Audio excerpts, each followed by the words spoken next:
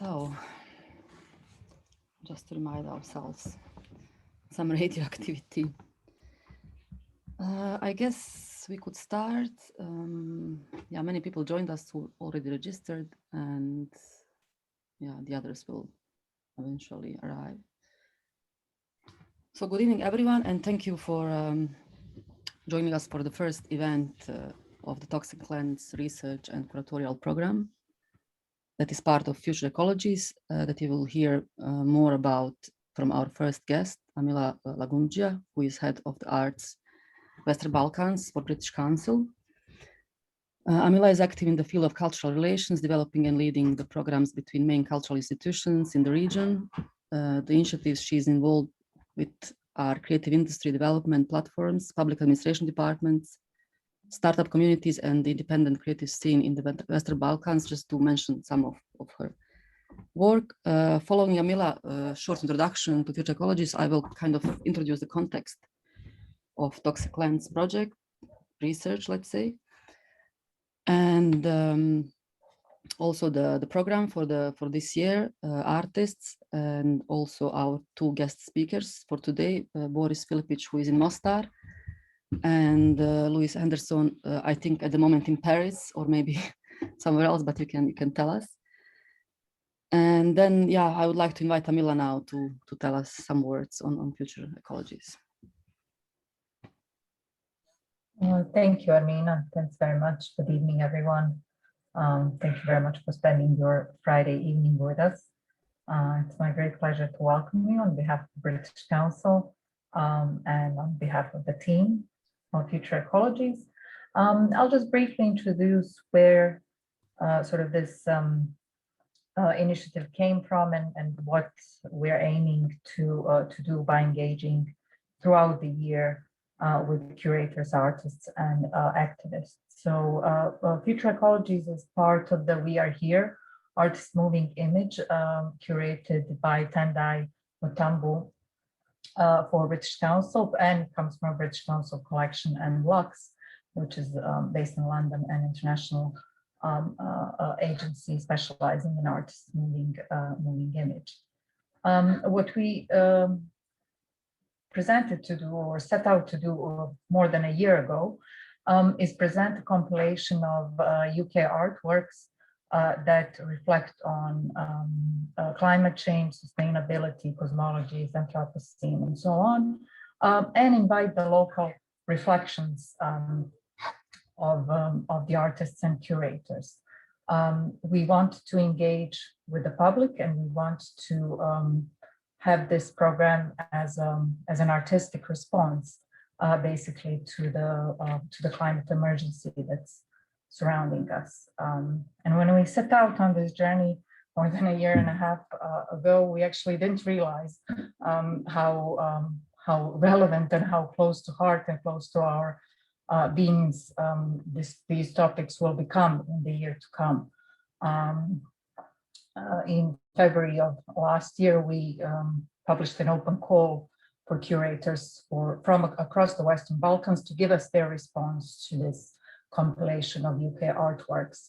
And based on their ideas and reflections, we made the selection of 6, and Armina with her concept of toxic lands will be presenting in Bosnia and Herzegovina. Generally across the region, throughout 2021, we are using the online platforms to launch the events, but we'll be hosting series of exhibitions, screenings, public events, interventions in public spaces throughout the year, online and offline as well, to raise awareness of the importance of the issue of climate emergency, but specifically through artistic interventions. Those of you who might have sort of seen our work before, we worked with large institutions, cultural institutions and galleries and museums over the past few years, presenting quite large complex exhibitions that bring more audiences into the galleries and museums. This time around, we want to shift the focus into the public spaces, take the artworks out of the art galleries, and make them more more accessible to the general public, and engage in this dialogue and see what kind of responses we get, and what kind of inspiration and reflections we get from citizens who come across artworks that come from the UK and from the region as well. So we ended up in Mostar with Armina's concept. We ended up with looking at Neretva, and Armina will do justice to the whole concept and talk about it in more detail, and also not really realizing that Mostar will become such a relevant topic at the time when we are launching this exhibition.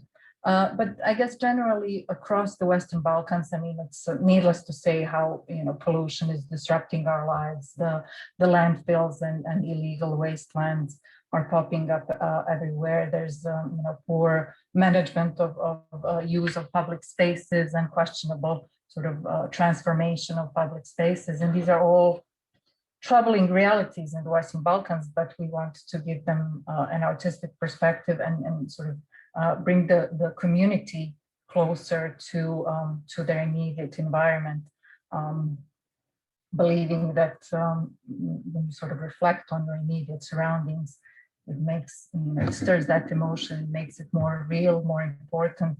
And sometimes they say you protect what you love, and you protect what you sort of associate yourself with. So this is the sort of the eventual aim of the ongoing programs of this. I guess we'll engage in more of a sort of a discussion a bit later, but I really want to say huge thanks to Armina for putting together the concept and allowing us to partner on this. It's really, really exciting. I'm kind of nervous. This is sort of the launch event, and it's taken a lot of work and research and coordination to get to this point. So I'm really, really pleased that we're here, and thank you for sharing that with us. Boris, thanks very much for participating. Huge thanks to Abrash Radio and Abrashevich for supporting the program as well. big thanks to Crvena also for being our partners. Louis, thanks very much for sharing your artworks in the exhibition as well, and being with us to launch the program for Bosnia and Herzegovina. And hopefully we'll see everyone back at some of these online and offline events when we actually roll it out. So it's really great to be here. Thanks very much for joining, and yeah, let's take on with the discussion. Thanks a lot, Tamila. I would now share my screen just to show you a little bit from where all this started, let's say.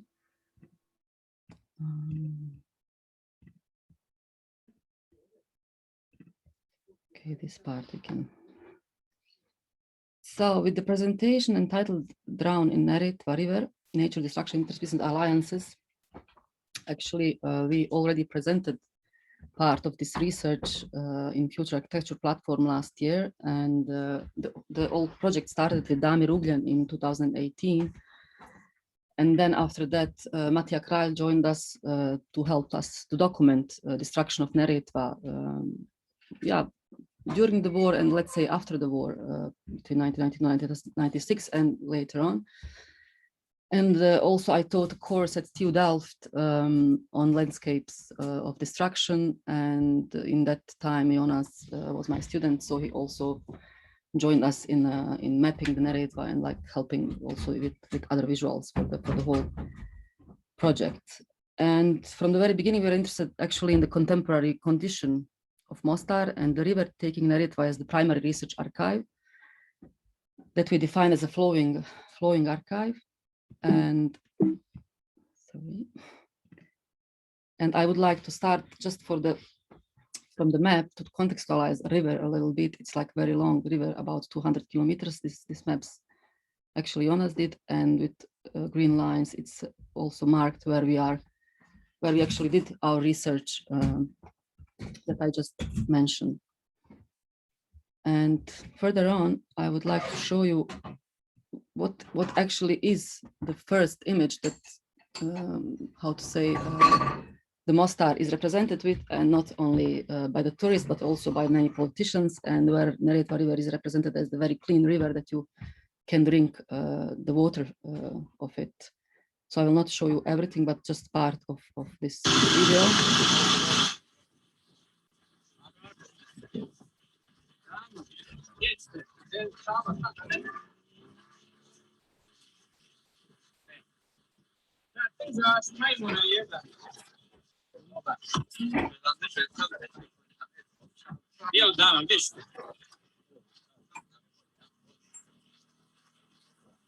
So this is like, let's say, this video is kind of the most famous image of Mostar and the jumps from the bridge.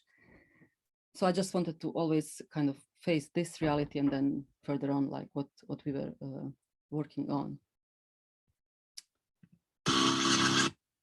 Sorry, I have to move some. So our research intention actually was to explore the hybrid landscape system of Neretva River in relation to the city of Mostar, while documenting explosive and implosive violence on Neretva as proposed by Byung-Chul Han in his book Topology of Violence.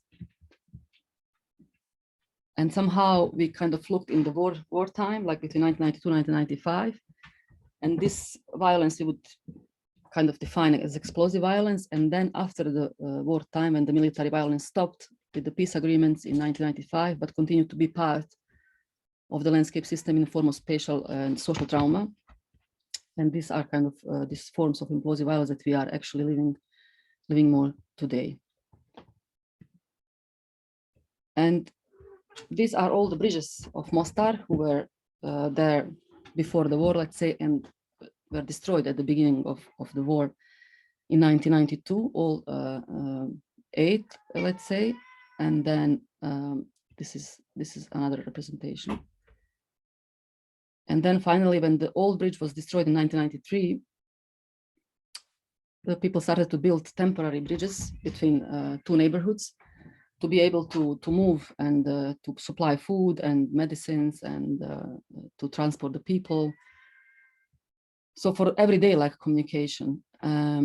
So these bridges were not so stable, so they were all the time like flooded or rebuilt again, and somehow both like exploded bridges and the new bridges, let's say, were falling in the river. And today you can find many of these remnants exactly under the Neretva waters. These are all temporary bridges that were built between Old Bridge and Most Hasana Brkića, the last bridge that is at the exit of the Mostar. And finally, I consider these images and remnants of the bridges in the river both material and material traces of everyday life in Mostar, crossing in non-linear way war times with the pre-war and after the war times, including many agents and respecting forms like human, non-human, the life of animals, plants, and objects, then architectonic in broader sense, urban, fluvial, and geomorphological materials, as well as hybrids that are created from all these accidental or designed encounters. This was in 2019 when Mostarsko jezero, that was made as a result of dam on the river, was used as a training place for demining under the water environment, and our civil protection and like how to say, the miners from Czech Republic came to train and dig out all unexploded materials from the lake. And it was quite peculiar because in that time, you know, like citizens did clean this area for the recreation and bathing and having the like barbecue and everyday like normal life. And then in the same period, these activities were happening. And the Neretva was one of the first water streams that were case of the mined waters in Bosnia and Herzegovina that was kind of treated in that way and kind of acknowledged that there are mines actually. So our methodological intent was to bring perspective of post-human theory into the architectural landscape research, relying on the work of Donna Haraway and Rosie Braidotti, as well as some other concepts that are non-standard architecture by Bernard Cachet or matter memory, and referring a lot to geotrauma by Iranian philosopher Reza Negarestani. And I will show you, like we did a lot of underwater filming as well. And some of these images are actually part of the whole Toxic Land project and visuals. And the Neretva really is inhabited by all kind of materials, let's say.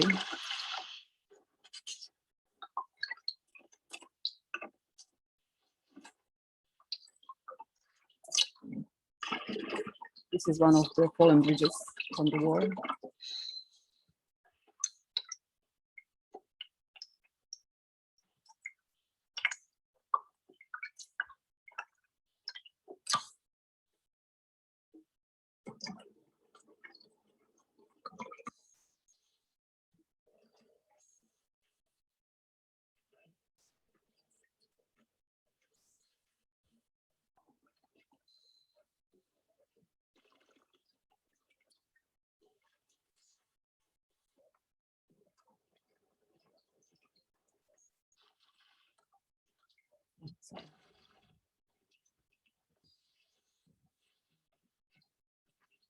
And it's full of bullets, together with fishes flying around.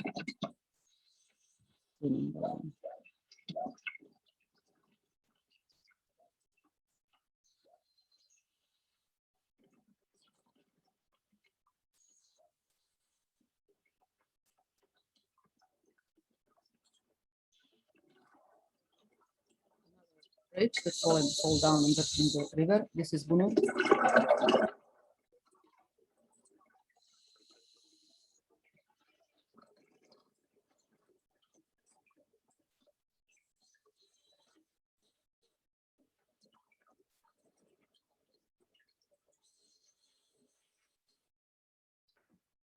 So this was like condition that we started from, and in our minds from the beginning was like, okay, we want to rediscuss the memory of the city in another way, like treating it as a flowing memory and to break up this narrative of the divided city and you know, like focus on the river, because whenever you mention people river in the city, there were different reaction, and our interviews were starting with like not how was your wartime or how did you live in the war, but we were asking most of the time like, what does Neretva represent to you? And then we would hear different answers, and there are people who gave to their daughters river Neretva or Narona or Narenta. There are many names for the river, and somehow we found ourselves like in doing more environmental archaeology than actually like the research on the memory and war and transformation of violence. And actually this is the real base of the Toxic Lands project. And somehow when I started to think about this concept, I found out that toxic lands are everywhere, and also as an experience from my other research and the film projects on this military destructions in Lithuania or in Brač Island where I'm now. So there is a lot of pollution in that sense. And from here, I would like to show you the website that we are arranging for the project. And just a second. It's also called Toxic Lands, and it's very in progress. It's meant to be work during the project, but at least you can so far see the concept and what is our intention actually. When I say our, I'm developing it with other people, with Unworld Space Lab collective, Anadana Beroš, Karla Crnčević, Damir Ugljen, Jonas Langbein, Darja Metelko, and also Abraš Radio is co-producing with us, and Crvena from Sarajevo. So, well, it's like I would say that the main focus is to expose the effects of the Anthropocene actually on this specific landscape system, but also with inclusion of other examples and other struggles, I would like to say, in the polluted areas or toxic areas. And we had like 3 or 4 lines of investigation, and one is with the exhibition that the artist from Lux collection will participate. One of them is with us, Louis Anderson, and then Charlotte Prodage, Uriel Orlov, and I forgot Amila Help. One more video we have to show. Ben Rivers, yeah.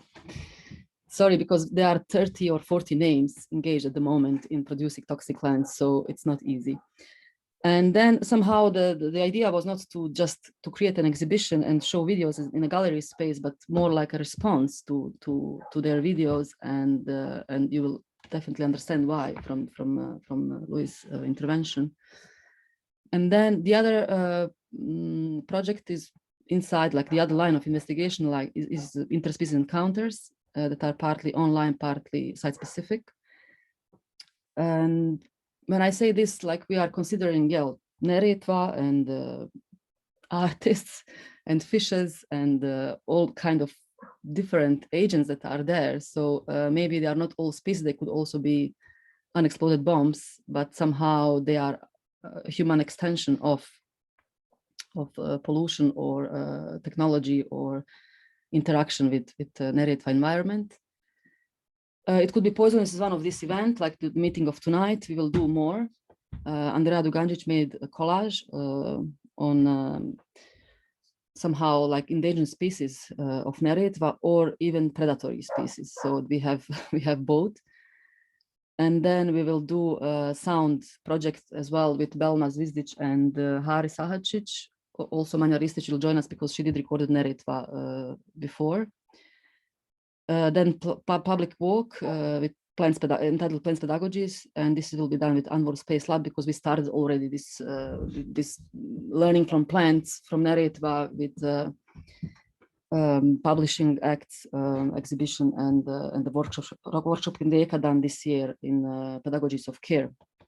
project. So we will kind of continue this on the river itself. Then audio performance by artist Gildo Balcevic is more about war, trauma, and toxic minds, let's say. So this is related to some other kind of layer. Environmental readings are meant to be as well with alternative library from Mostar. Toxic portraits of Neretva and all Neretvljani, people from Neretva, let's say, or species from Neretva with Diana Zadro. So this is like shortly, and there are more. You will see. Okay, here is a collage of Andrea. Another one. Alma Suljevic is also like one of, I would say, significant work of this collection or exploration with her work on landmines and the earth and whole. She did a lot regarding to this topic just after the war in Bosnia. Okay, we have Luis here. Our events will be published online with meetings and or sound and video, as well as on Radio Abrash. And yeah, I would say that that's all for now. It's really under construction, so bear with us. Exhibition is meant to be at the Bunur Bridge. This is like the location. It's quite small amphitheater, let's say, stairs that we are planning to organize and, well, change every day for these purposes. And I just mentioned Partizan Cemetery, and Mahala Park was like a third location, but at the end we probably will not do it there, or we are still kind of exploring that possibility. And yeah, I hope this was not too long. But now I would like to also maybe say just a few words on the Anthropocene as idea that we are kind of trying to explore. And I don't want to give any definition, but I consider it, not only me, but many other writers or researchers, or as very destructive epoch. And beside that, there are many romantic representations or use of the term as many other terms that we are aware of, and that are kind of continuing with these definitions, human destructions on Earth. But the one that is taking it as a destructive epoch is the book Arts of Living on a Damaged Planet, edited by Anna Tsung, Heather Swanson, Ellen Gain, and Niels Baban. And also, like, I find interesting the discussion of Sabine Wilke, who is writing that not all humans are affected equally by the consequences of environmental degradation of all kinds, like extractions or abuse of natural resources. And this is something that we are going to see also in the work of Louis Anderson later on. And then I think I would like to give a word to Boris Filipic now, who will really like lend us in Mostar and like toxic problems and narratives that are happening every day and in everyday life. So I will stop sharing my screen. Boris, if you want. Thank you, Armina, and hello to everyone. I'm very happy to be here with you and looking at this website presentation. I was familiar with the project a bit, but it's very nice to see it coming together this well. And I'm actually very happy because Armina gave me a good introduction with all this Mostar context, since my presentation will deal with more concrete aspects of pollution and poisoning of the river Neretva, especially in terms of its political aspects and corruptive framework behind the pollution and all sorts of environmental injustices going on in Mostar. So let me just share the screen to begin.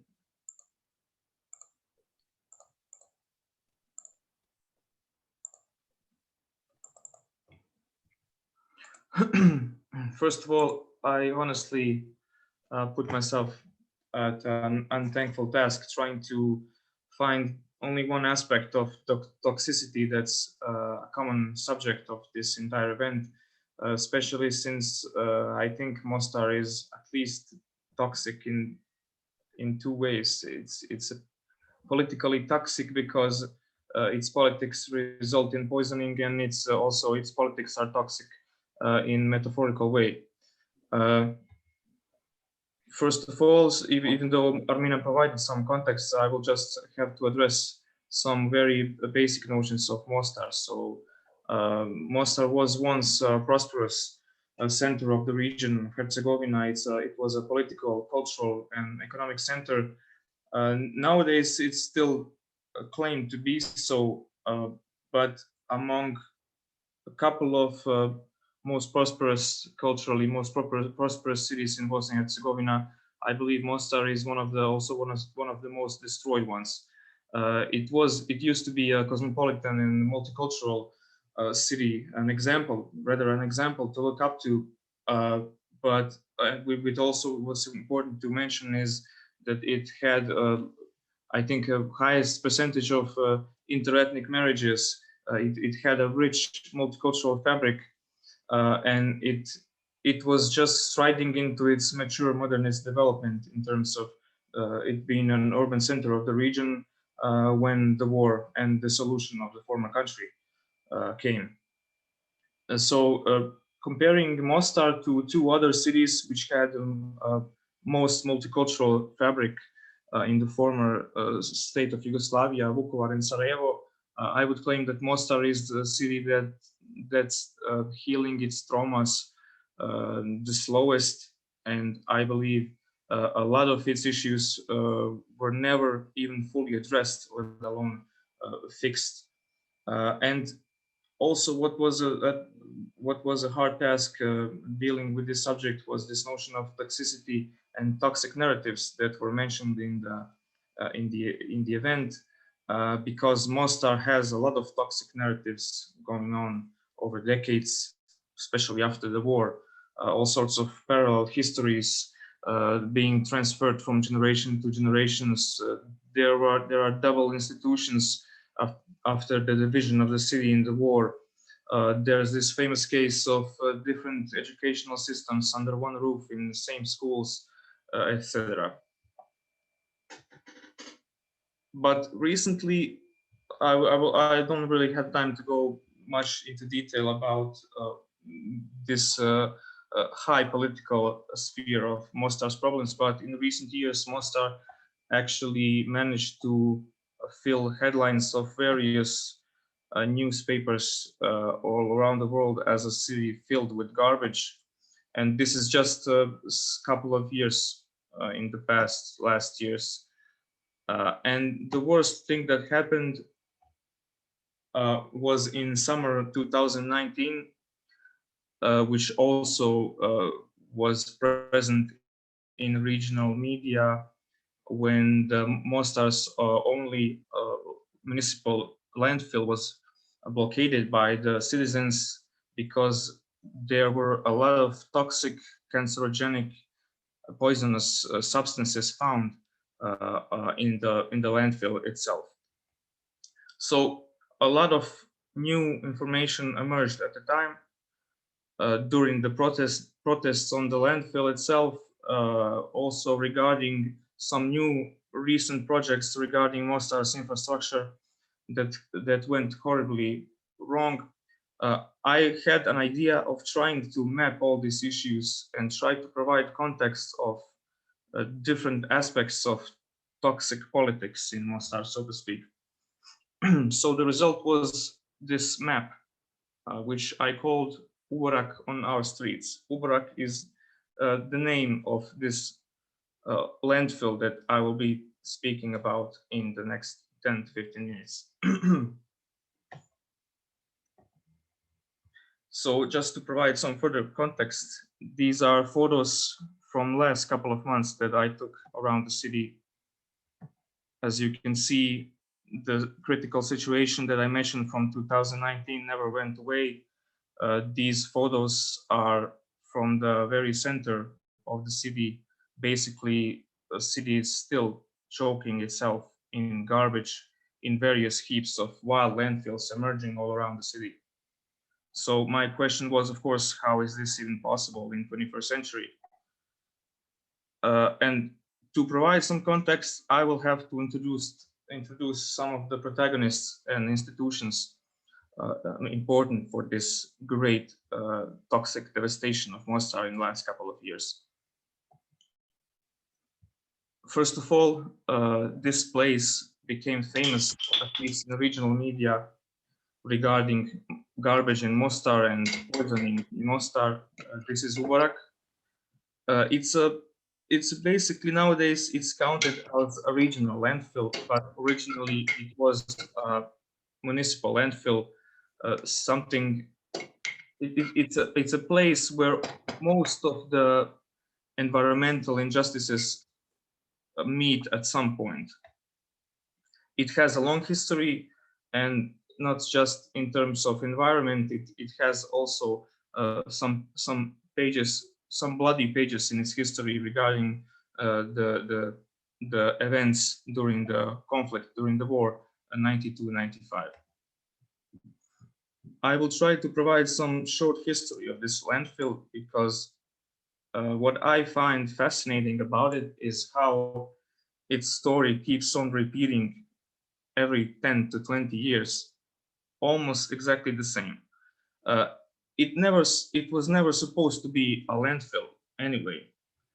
It was in the 60s, people in Mostar just needed any source of place to heap their garbage on. It was not a city the size of like now, so they just found this temporary hole in the ground, basically in the north part of the city, which they intended to replace, remove, and find some better, more proper place for a landfill. And it's also important to say that this is a territory of karst, a lot of porous territory around here, a lot of underground waters flowing, which is also connected to Neretva, as I will show later.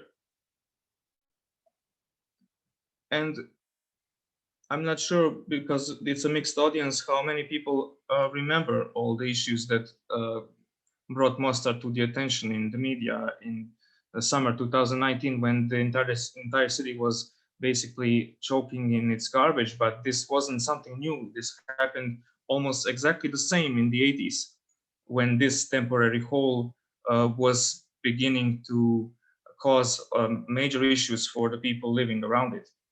And at the time, I have this example from the local newspapers, Sloboda, from 1989, which shows how serious struggle of people living around the landfill were at the times.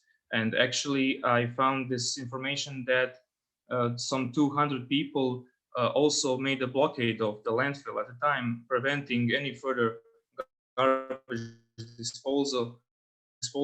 But these demonstrations were also violently disrupted, and the garbage was continued to be deposed on Ubarak.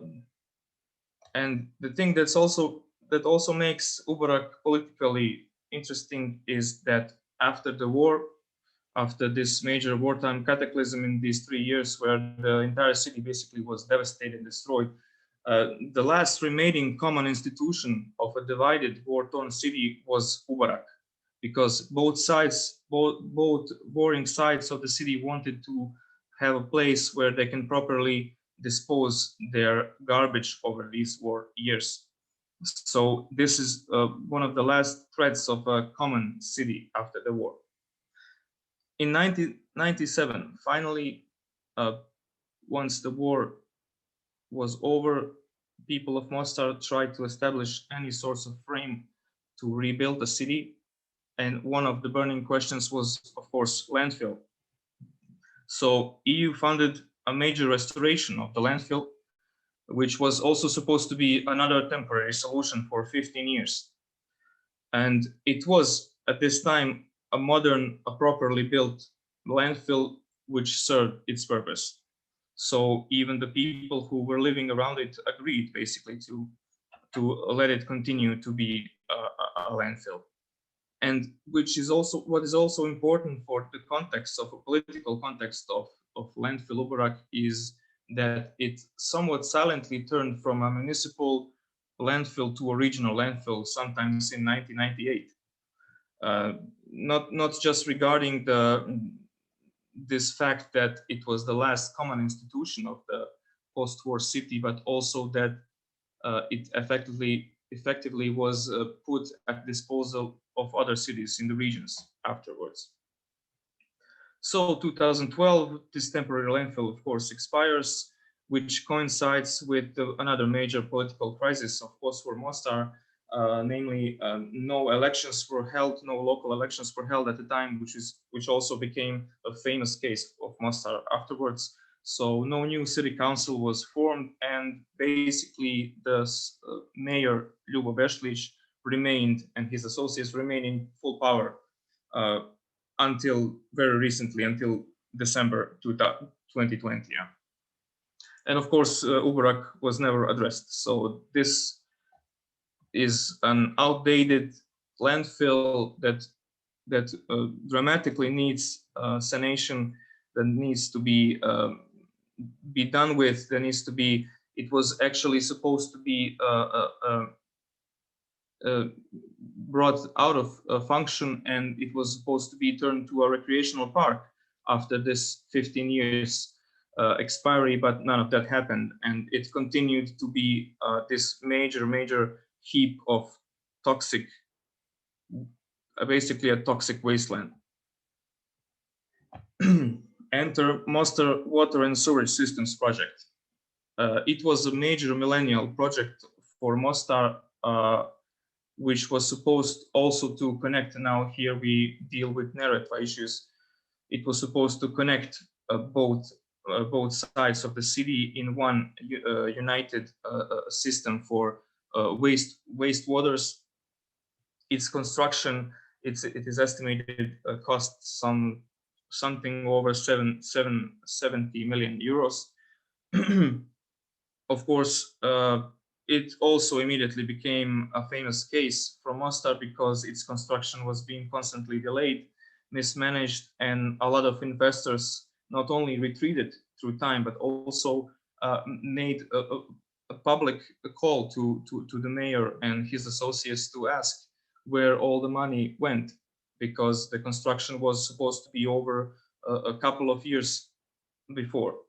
In 2019, 1/3 of this plant was put into function. So basically 1/3 of the city was being treated with wastewater plant.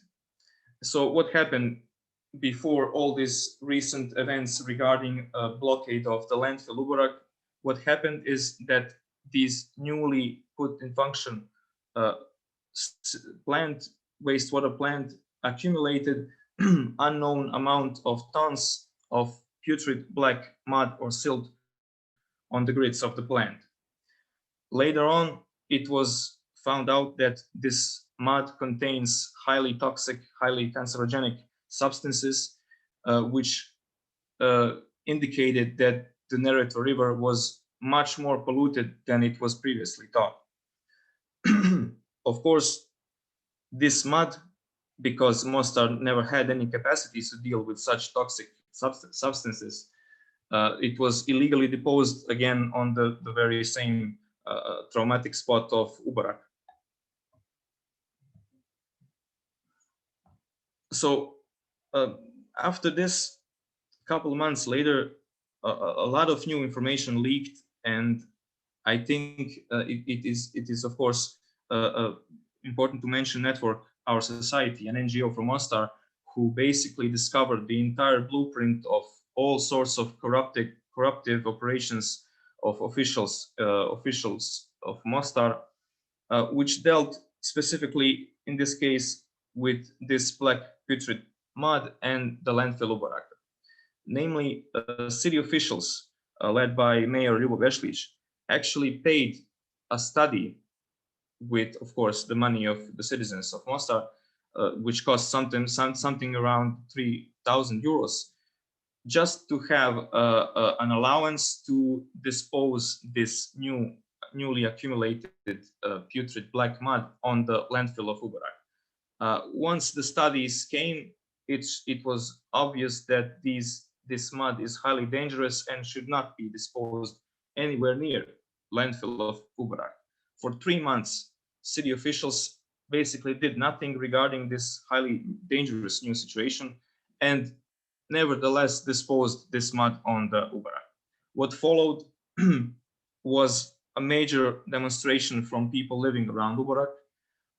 There is this citizen initiative called Jedna se tiče, because since it concerns us, that blocked the entrance to the Ubarak and stopped any further disposal of garbage from Mostar at the time.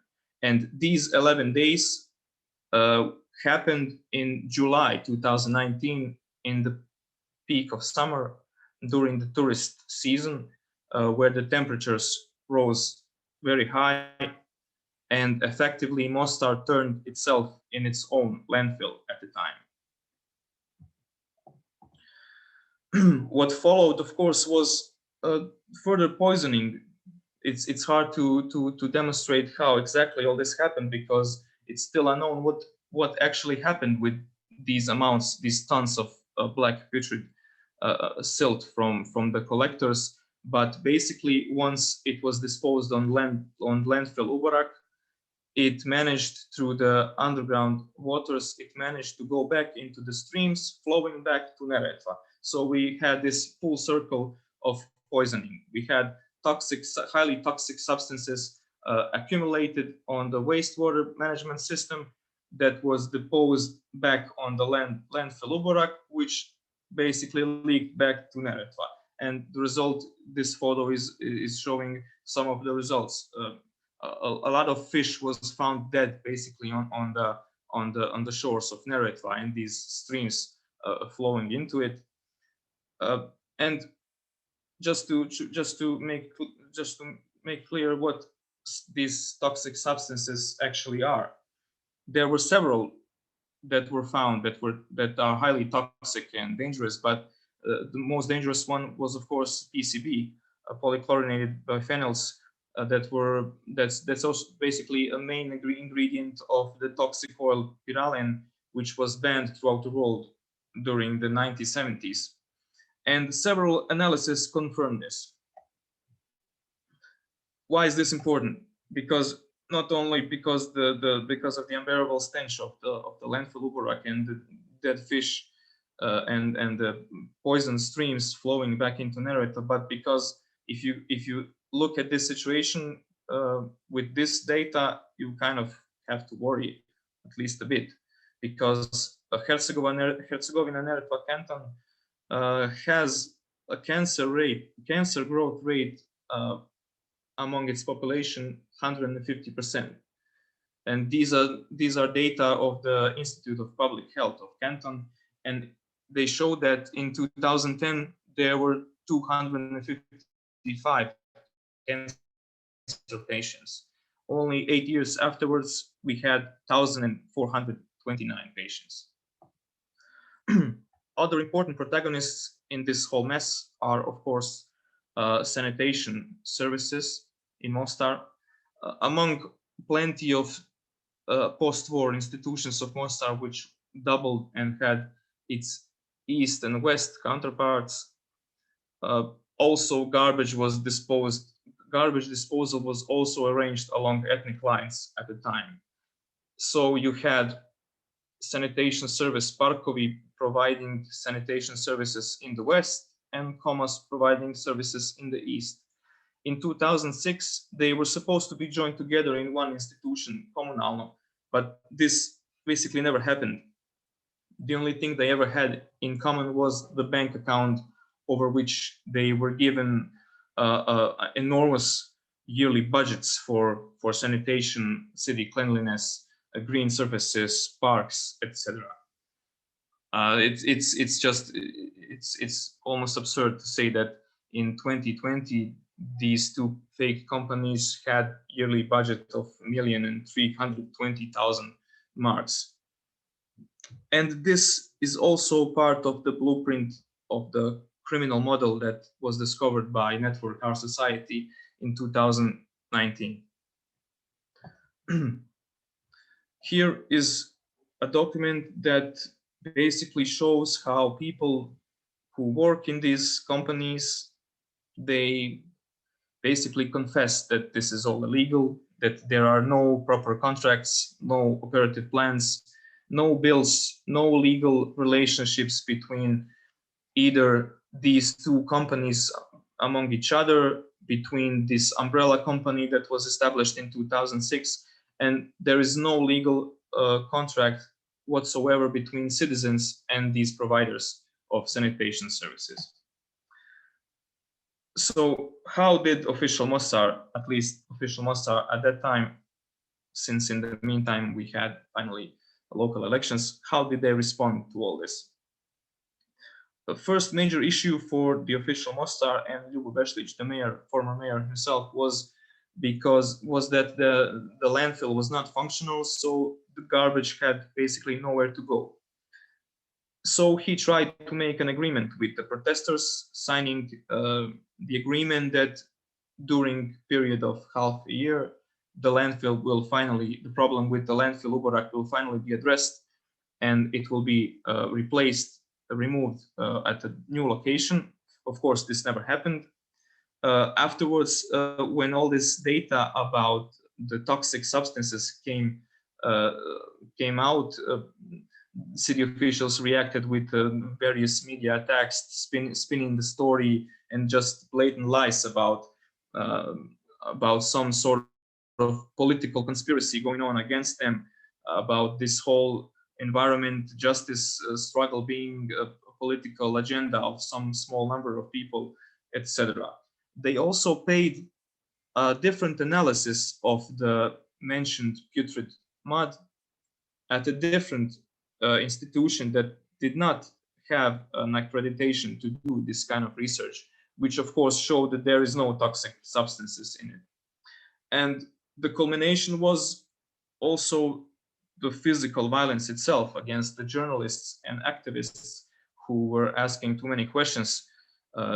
Actually, one of journalists, our editor from our radio, was physically attacked by one of people employed at the sanitation service Parkovi, and was actually sprayed. His equipment was destroyed at the times he was being threatened. And this was just actually not very surprising after all that they did, sadly. And once the agreement that Ljubo Bešlić the mayor made with the protesters expired, the blockade went in power again, because at this point, the heaps of garbage at Uborak were simply unbearable. And there is this ugly scene where when he basically sent special forces to attack these peaceful protesters, and it's also a question: how is it possible that a city without proper functioning government at the time how is it possible for special forces to be sent at peaceful demonstrators at such number? So back to my original inquiries about the wild landfills that I wanted to map out in the first place. My first idea was to find out what's going on with garbage now that this landfill Uborak is basically no longer usable. We can no longer count on garbage being driven there. But somehow after this blockade, garbage was eventually taken away. So it's a big mystery, where does all this garbage end up? And comparing to the similar situation some 20, 30 years ago, what the former government did back then was that they found some hidden spaces around the city and dug these big holes and just used them as landfills until these blockades were over. And when I wanted to try to find where these landfills are, I basically realized that the landfills themselves are inside the city already. So that's this map actually trying to do. I wish to locate with help of the citizens that send us their own inputs and information about these landfills. I wanted to show how prevalent this issue with Ubarak is. It is no longer just some place in the north entrance of the city that's being destroyed further and further, overused, but that the landfill itself is leaking back inside the city. And I will finish with this because I think I took too much time. It's important just to hold these names accountable because their mandates are finally through with the new local elections going on. But basically, the only conclusion that I have is that these people should be held accountable and should be trialed. And actually, the mentioned NGO network, Our Society, gave some 2.5 kilos of documents proving all these sorts of corruptive operations going on for a decade at least.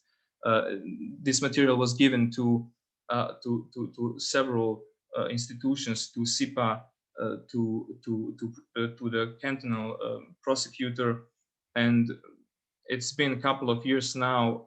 I guess the lawsuit is still in process, and we have to see if the law can do anything about this issue.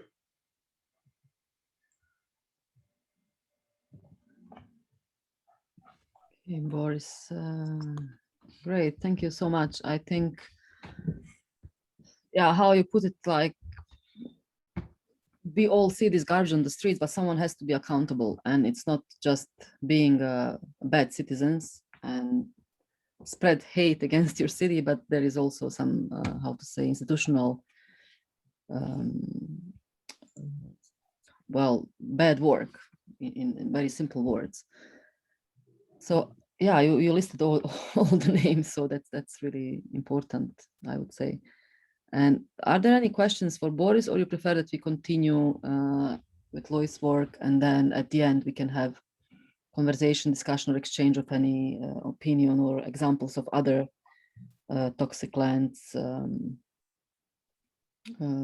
yeah, contexts or examples.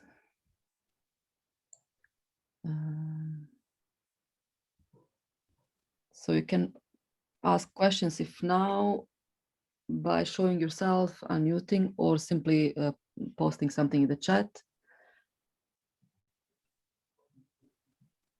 Yeah, I also didn't introduce Boris, but he's a writer and journalist and political scientist, living in Mostar, working at Radio Abrašević, having his own show as well, and kind of following closely the themes that he was just talking about.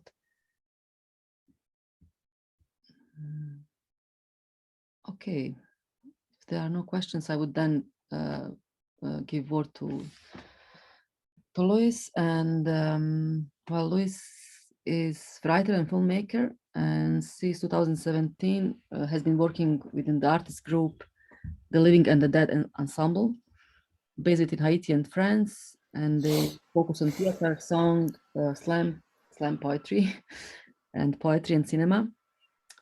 They also got prizes for their work at the Berlin International Film Festival 2020. And Louis also agreed with me that he will talk about his work, All That Is Solid, that was created from the film Letter du Voyant in 2013. And I know other Louis works as well, and we did show them in other conferences, and they are all, I would say, very critical and anti-colonial, and somehow following closely global movement of the technological materials, or how to say, changes that we are having in the landscapes. So Louis, the floor is yours. Thank you for being with us. Thank you very much for having me. Shall I just go and share my screen straight away? Yeah. Yes, why not? Thanks. Let me see. Okay, that should be fine. Can you all see that? Yeah. All right. So, yeah, thank you very much for having me. It's nice to be here. Thank you also, both of you, for these very interesting talks. And actually, Boris's talk then, just like in the middle of the talk, it suddenly started making me think about something quite different. So I decided to present something quite different, actually. But I'm going to speak about All That Is Solid, which is a film that is part of this British Council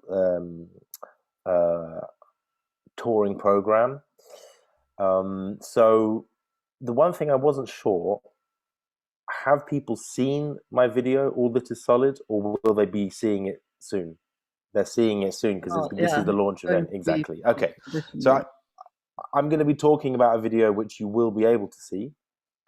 I'm not going to show a clip from that video. I'll show a clip from another video that I made before, which All That Is Solid from 2014 is really a kind of recycled version of a film from 2013 that I made in Ghana in West Africa called Visionary Letters, or Lettres du Voyant.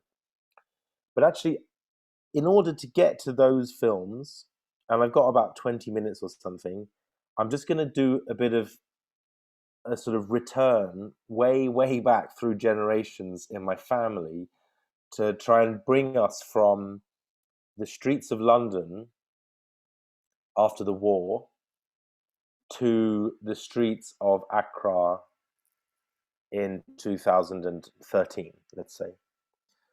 So, okay. So this is a picture actually of my great uncle. So I'm going to talk about no, I don't want it to slide. Go back. This is a picture of my great uncle. This is the brother of my grandfather. He's called Nigel Henderson. He was an artist who lived and worked in Great Britain. He died in the 1980s, 2 years after I was born, so I never really knew him. But he left behind a large legacy of artwork that really fascinated me. I mean, ever since I was very young, I used to go to my cousin's house in Essex and look at his artworks. So from a very early age, I was really influenced by what he was doing. And he was a photographer and a collage maker and a printmaker. And so this picture you see here is what he would call a distressed photograph. It's a self-portrait where he would take a picture of himself and then he reworks the negative through the sort of technological implementation of the machine used for making a photographic enlargement. So he would bend the paper. And Nigel, he's called Nigel Henderson, so we share the same name. He lived in East London after the war. So he actually served in the Second World War for the British Army. And this was quite a traumatic experience for him. And when he left the army after the Second World War, he was given an ex-serviceman's grant to go and study art at the Slade School of Art in London. And he was living in the East End in Bethnal Green. And much of the East End had been really bombed very badly because it was the area of the city where there was lots of industry and factories and things like this. So the East End had been, lots of London had been bombed, but the East where he was living was really just one enormous great bomb site. And Nigel would spend his days trying to deal with the trauma after the war of walking around on these bomb sites, looking quite literally for trash, for rubbish, for garbage. So he would walk through these bombed out ruins of London and find things like this. So what you have here is a photographic image that he made using pieces of rubbish, garbage, found on a bombed out found on a bombed out wasteland, let's say, in Bethnal Green in London. There's bits of metal, bits of cogs and machinery, and he makes this spiral patterning by placing those bits of rubbish onto a piece of light-sensitive paper and then exposing light on top, and he makes what's called a photogram. So he was interested in trying to find pieces of rubbish and turn them into pieces of artwork.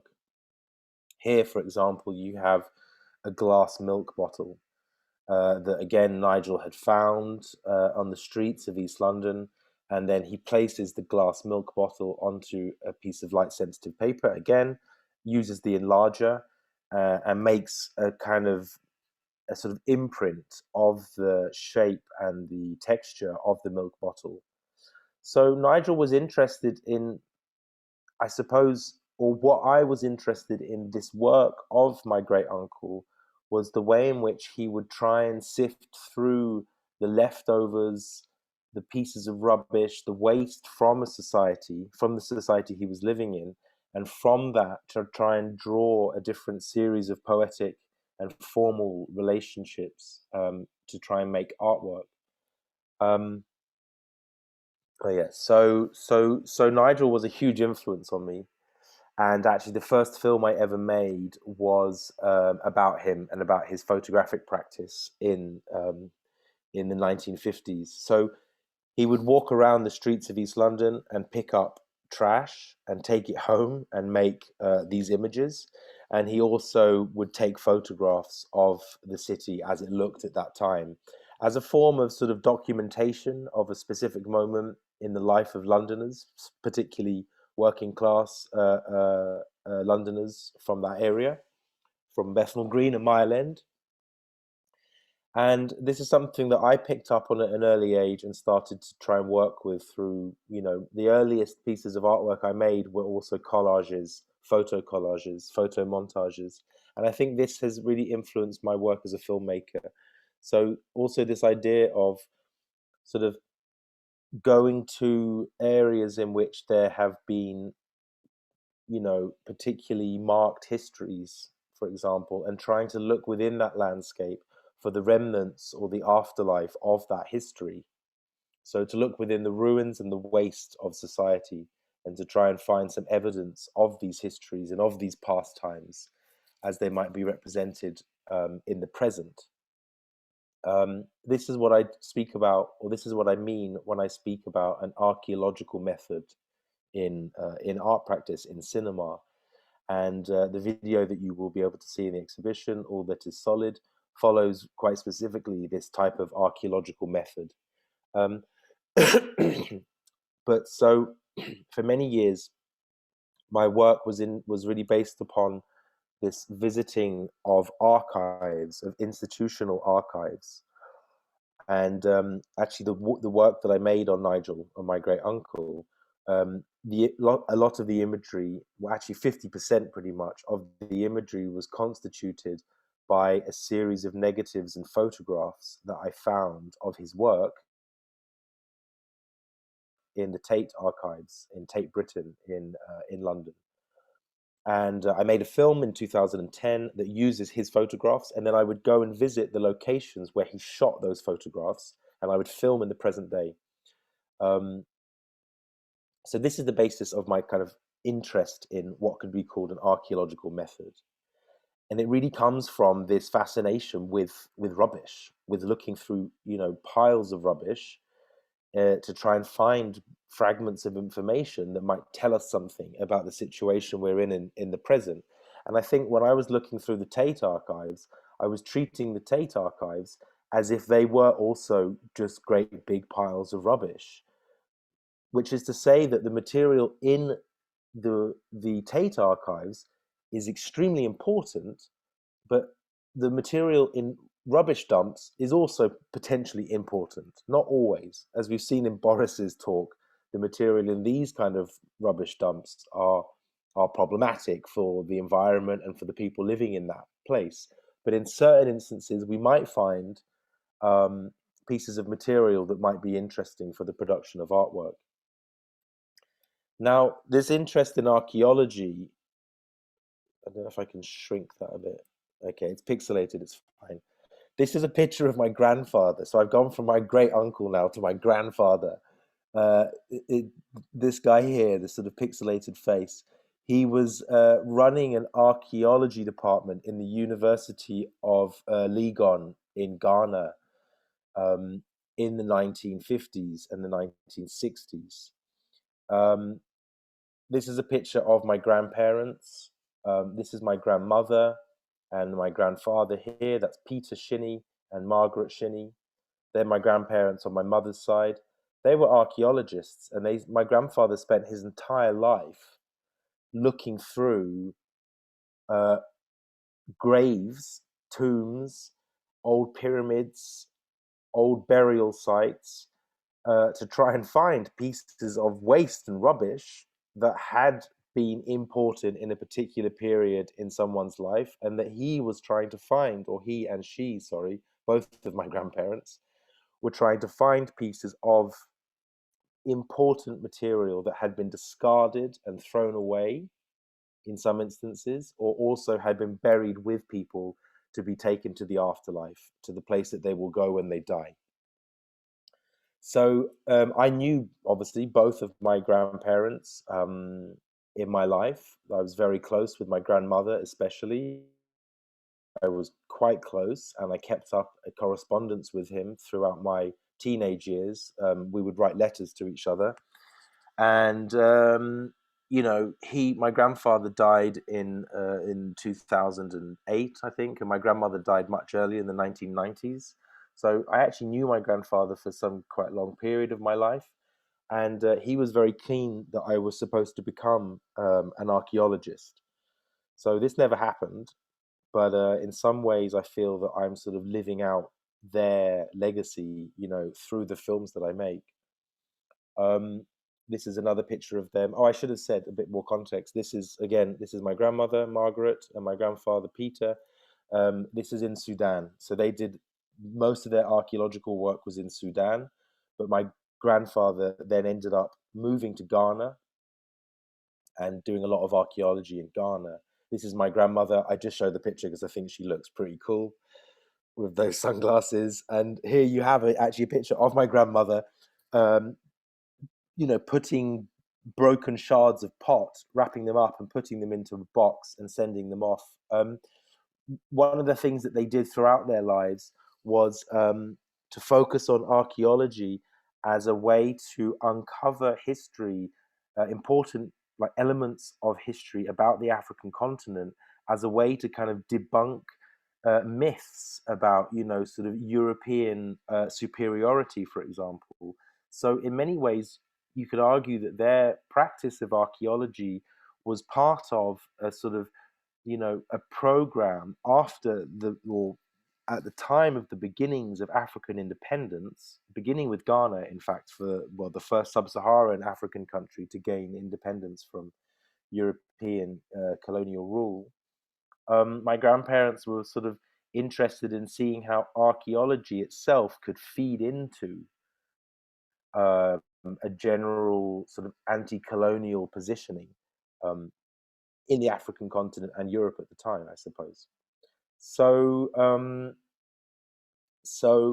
and the objects that you can see here that my grandmother is packing up in, this was in a place called Merowe in Sudan. They were being sent not to the British Museum. My grandparents didn't send objects of theirs back to Europe. Their sort of policy with their archaeology as such was that the objects that were found and uncovered would remain on the continent of Africa. So they're probably being sent to the museum in Khartoum, where my grandfather worked for some period of time. Well, not at that period. He worked there in the 50s. I think this picture is from the 60s. But these objects would have stayed in the continent, and they would have been used to sort of further the development of understanding of the history of that area. I just show you one other picture because there's, you know, so that's my grandfather's tombstone. That's his name, Professor Peter Shinney. And the woman in the green shirt is my grandmother as well. I have two grandmothers. She's my grandfather's second wife. She's called Amma Shinney. and that's her brother at the top and her two sisters. And this is a photograph that I took in Kumasi in Ghana in 2013. So I thought this was quite a nice image to show, because this sort of collapses my interests into so many, or into various different ways, into one image. You have my grandfather, who was an archaeologist, whose practice was somehow tied into the sort of thinking and development around anti-colonial positions in the 1960s, we could argue. And there is his second wife, Amma, who is Ghanaian from Kumasi. And this is particularly his tomb. This is a picture of someone who's dead, or not someone, but the place in which the body of this person after death has been buried. So this gets somewhat to my interest of how an image of a place might reveal something about what could be potentially buried behind it. So this image here has a sort of stratigraphic layering, let's say, but only when I tell you that tomb, where it says, "In loving memory of Professor Peter Shinney," buried underneath there is my grandfather, who was this archaeologist who spent his life digging up broken pieces of rubbish and waste. So that kind of, in a weird, spiraling, roundabout way, brings me to the film that I made in 2014 called All That Is Solid. Now, All That Is Solid, as I said, is a recycled version of an earlier work of mine from 2013, which is called Lettres du Voyant, Visionary Letters. For this film, I went to a place in Accra, which is the capital of Ghana, called Agblogboshi. Now, Agblogboshi is a very large wasteland where different pieces of, let's say, e-waste is the word, I suppose, electronic waste, gets sent and sort of dumped and tipped. There's been many articles written about this, how, for example, there are companies that organize in Canada, let's say, as just for one instance. I choose Canada because actually, again, my grandfather, Peter, who you just saw the tomb, he also lived in Canada as with his wife, Amma. So Canada, there's Canadian companies that would say to a business, for example, we can recycle your old computers when you don't need to use them anymore. So people thought that this was an interesting prerogative because it would be a way of recycling pieces of old technology that would, otherwise be sent to a landfill in Canada, for example. But a lot of the time what happened is these companies would not actually recycle them in Canada or on site. They would put them into a shipping container and send them to, in this instance, the coast of Ghana in West Africa, where they would arrive and they'd be picked up by lorries and driven from the coast to Accra, to the capital, and dumped in Agblogboshi. And they were dumped in Agblogboshi because Agblogboshi, this huge site in Accra, was just considered as literally a sort of wasteland where it didn't really matter if this material was left there or not. I mean, unfortunately for the people living there, it matters enormously because they actually are trying to, live there and trying to gather together a form of livelihood. So Agblogboshi is surrounded by an extremely large and rather difficult slum, for want of a better word, really, which has been sort of nicknamed Sodom and Gomorrah. And the people that live there, what they do on the wasteland in Agblogboshi to try and earn some money is they go to these pieces of old technology and they burn off the casings, the plastic casing of a computer, for example, and from it, or here you can see a man with a screwdriver, he's actually taking a computer to pieces, And then from the motherboard, for example, which you can see in there, he can start to extract small pieces of metal such as copper, aluminium, zinc. You can also get gold. There's about an ounce, like 25 grams or something of gold inside a laptop. I can't remember the exact amount, but there's very small amounts of material. Here you have a young man burning off the plastic, and then probably from some cables, and then he can strip the copper wire out of the cables. And then those bits of metal that are extracted from these pieces of e-waste are then sold on a market, or melted down, in fact, and then sold.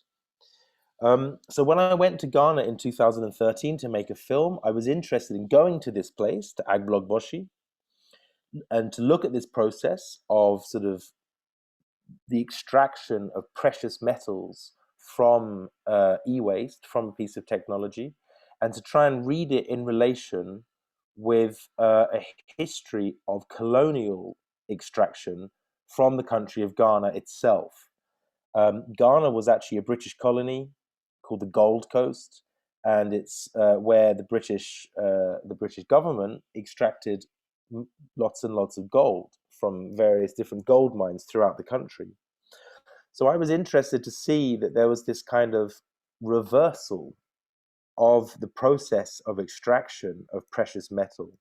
In the first instance, it had been, well, initially there were also Portuguese that came to Ghana, and then Dutch, and then British also.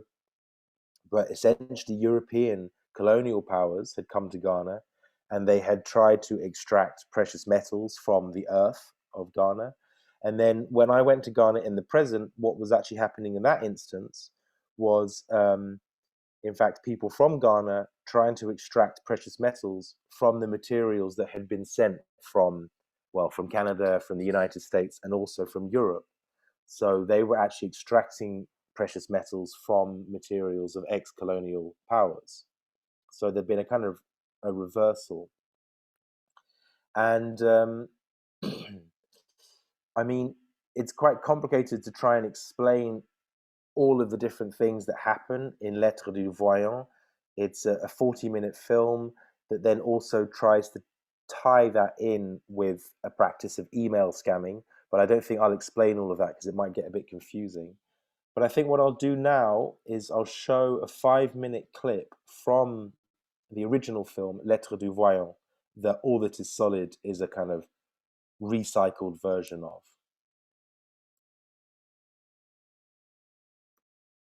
Oops, didn't want to do that. Okay, here we go. So this is a scene in All That Is Solid, in Lettres du Voyant, sorry, where I visit Agblogboshi, the waste ground.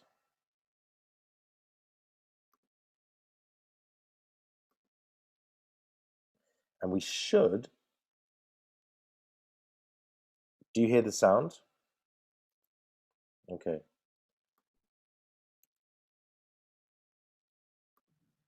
I'm just going to go back in and share again. There we go.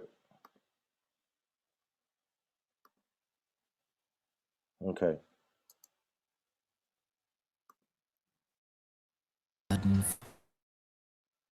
Far away, and the dark road halls appear to belong to a strange subterranean realm within which time and space become compressed. I can move over and beyond national boundaries, under the sea and the sunken streets of Atlantis. Through the sub-ocean Ethernet cables, I travel against the southeasterly Atlantic currents, bringing back the brilliant king of metals to his dark home. I haunt the technological.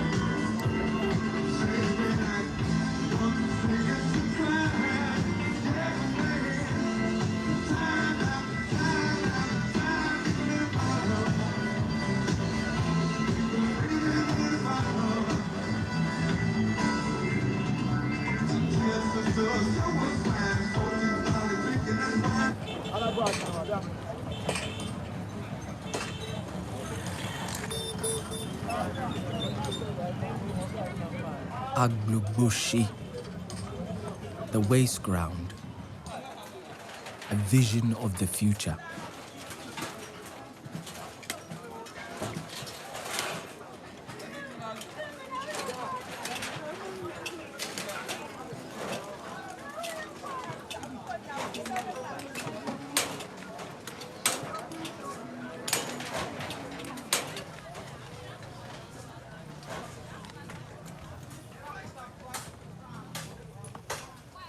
I too was a miner here. We would mine for precious metals, gold, silver, copper, but often finding only nickel, aluminium, zinc, tin, lead or iron.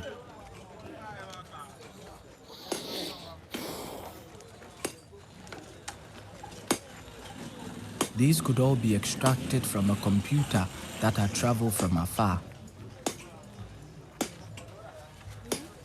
Alchemists we were, turning base metals into noble metals in order to find an elixir of immortality. I found it.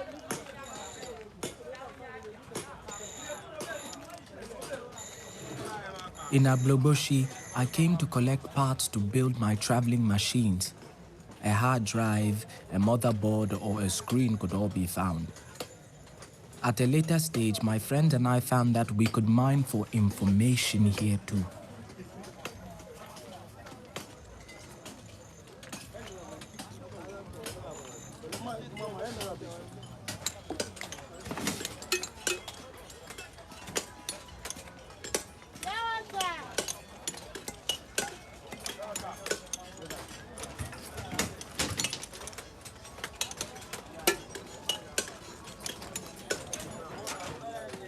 Amongst the dead hard drives we brought back to life, we would find email addresses, bank account information, and holiday pictures from across all oceans.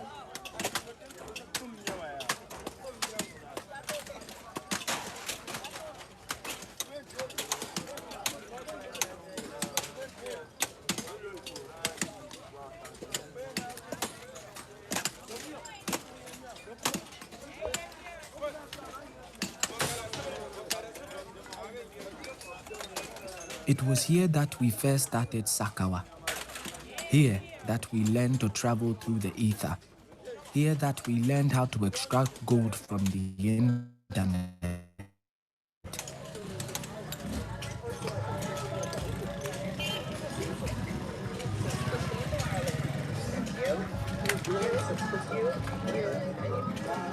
Okay, I'll just pause it there. I just want to say very quickly, just to finish off then, I mean, that I'm not trying to say that I'm not trying to sort of like banalize the importance of these people's lives and the difficulty, obviously, that toxic, because it's extremely high levels of toxicity in that situation. It's very, very dangerous. The work that they're doing is extremely dangerous and bad for their lives. And I think when I made this film, Visionary Letters, Lettres du Voyant, it was a film I made for a master's program, and I was much younger at the time. And I think it's made with quite a high amount of naivety. And it was then like a year later, in retrospect, when I was looking back through my rushes and looking at that material that I shot in Ghana, in Agbogbloshie, that then I made All That Is Solid, which is the work you will be able to see in the exhibition, which was actually more, All That Is Solid is really a kind of critical re-examination of that material that I filmed in that wasteland, and the way in which it has an extremely, violent impact on the lives of the people that are living and working there.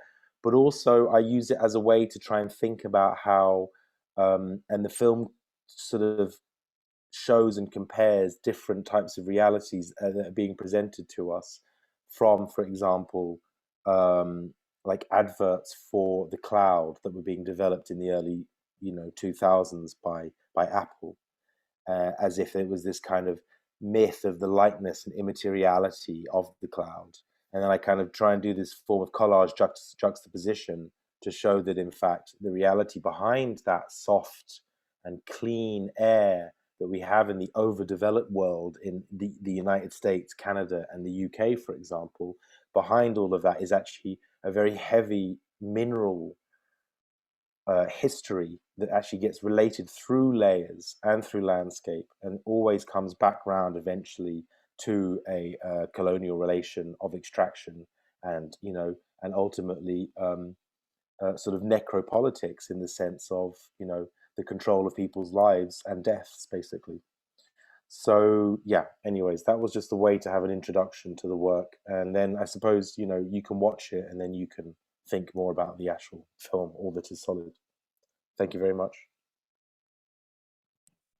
Thanks a lot, Luis. It was really amazing how actually you presented, and I see that also you are in between this ground, colonial, decolonial, anti-colonial, how to acknowledge your family legacy and then your own work. And I think I really appreciate the how to say, the idea that you would like to go back and revisit all these things, and kind of, I'm always about this, thinking about this idea that we are able to learn from everything, and but also, like you mentioned a little bit, the idea that technology is something clean and very precise and working well and giving us some security, that everything will be fine. And also there are many anthropocentric studies that thinks that, like with technology, we can provide better environment, sustainable. Yes. But that's very part of the Western narrative.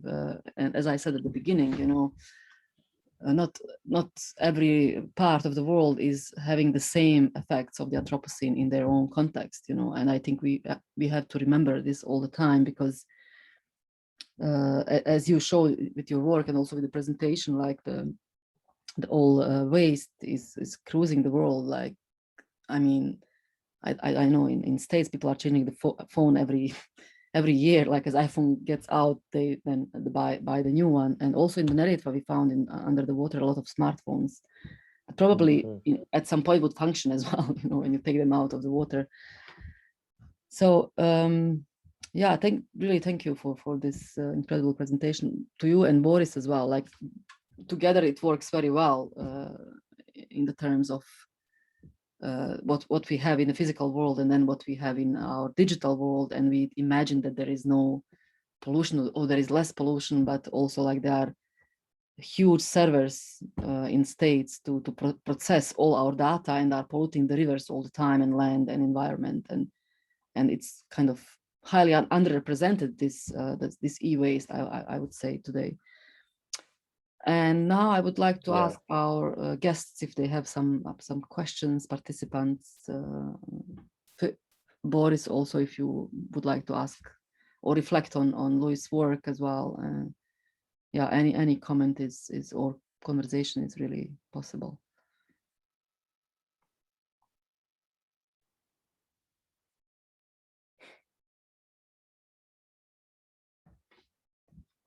No questions.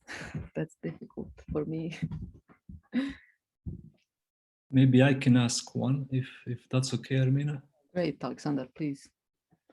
Well, first of all, I really want to congratulate you on a wonderful project. Something that is not only raising awareness of all these problems, but also, I think, instigating action in a sense. And in this case, I would really like to ask Boris, do you see any evidence that this kind of project is, helping bridging the divide in the society? I'm not talking only about raising awareness, but about let's say some kind of action that actually can help repair the society as well, not only the environment. Do you see traces of that happening in recent years? regarding Mostar. Yes. Well, it's a funny situation. It's a good question. It's always on our minds. The very fact that this situation is I mean, it's basically the same for a couple of decades, and the problem is never solved. What I found interesting is something that Armina also mentioned after my presentation. She noted how often people blame other people for being, unaware of the environmental issues and how their actions affect the entire picture. What I found in my research is how little people actually want to care about these issues in Mostar. I mean, this landfill is not that far from the city itself. And as I shown, various photos on the map show how the landfill itself is leaking back to the city. But people don't really want to pay attention to this. And Mostar has this specific situation that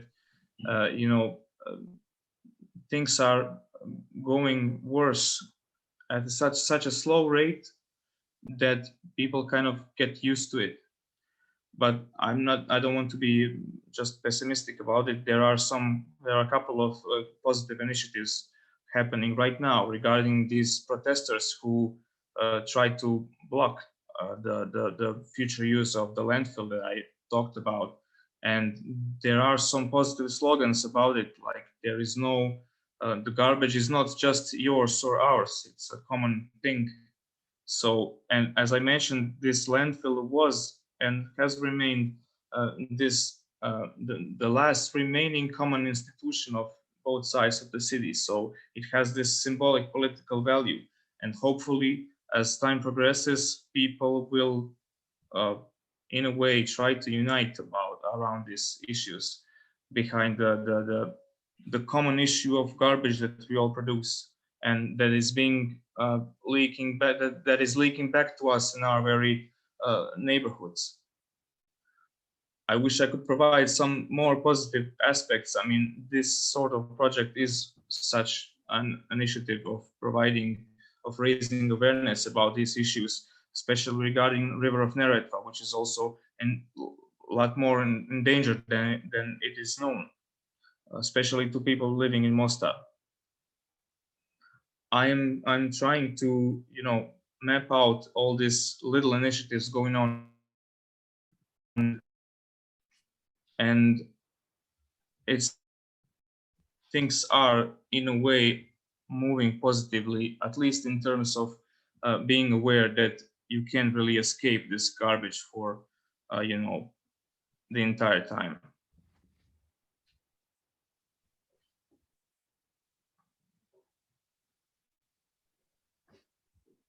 Thanks, Boris and Alexander. Are there any other comments or experiences we would like to share regarding to what we all see?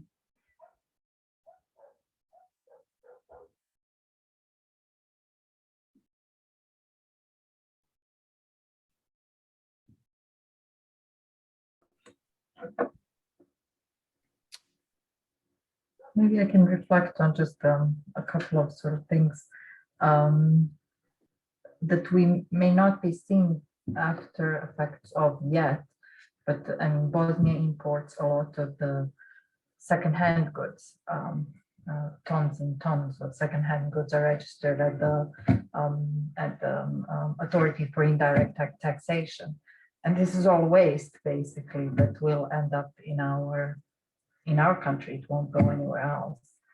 So we are really seeing, I mean, automobiles as well, but I mean, clothes and fast fashion, it's really sort of coming, leaving its traces here, I would say.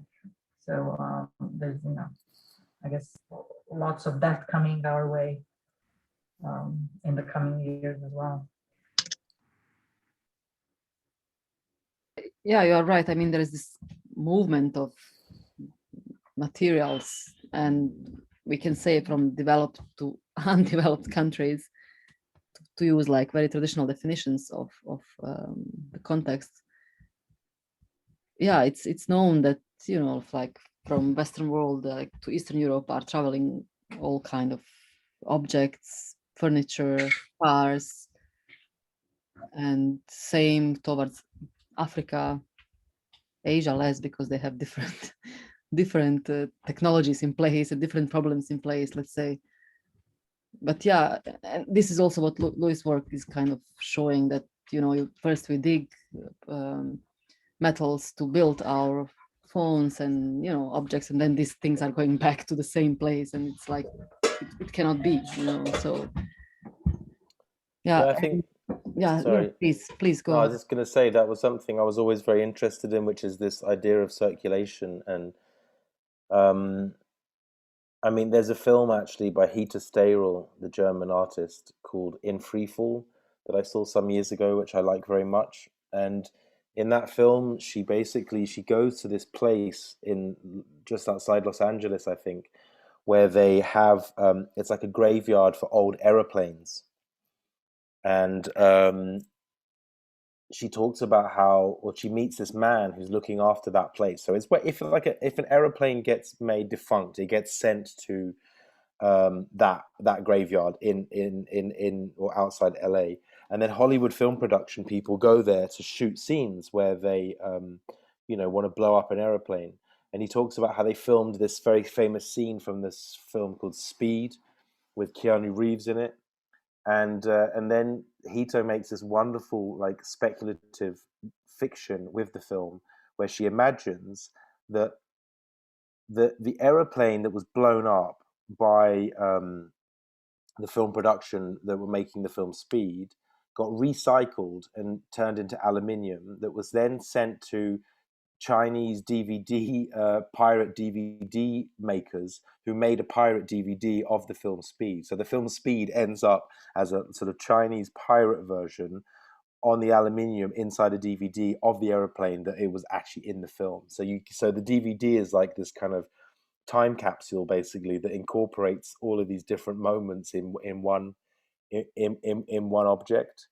And I thought that was such a beautiful way of thinking. So it's not just to talk about the circulation of goods, because that's also a question of the circulation of, kind of power relations, but also the circulation of history, or a specific way of, like, reading history as a form of sort of spiraling circles, let's say. And I think that's what I was interested in with Visionary Letters, especially,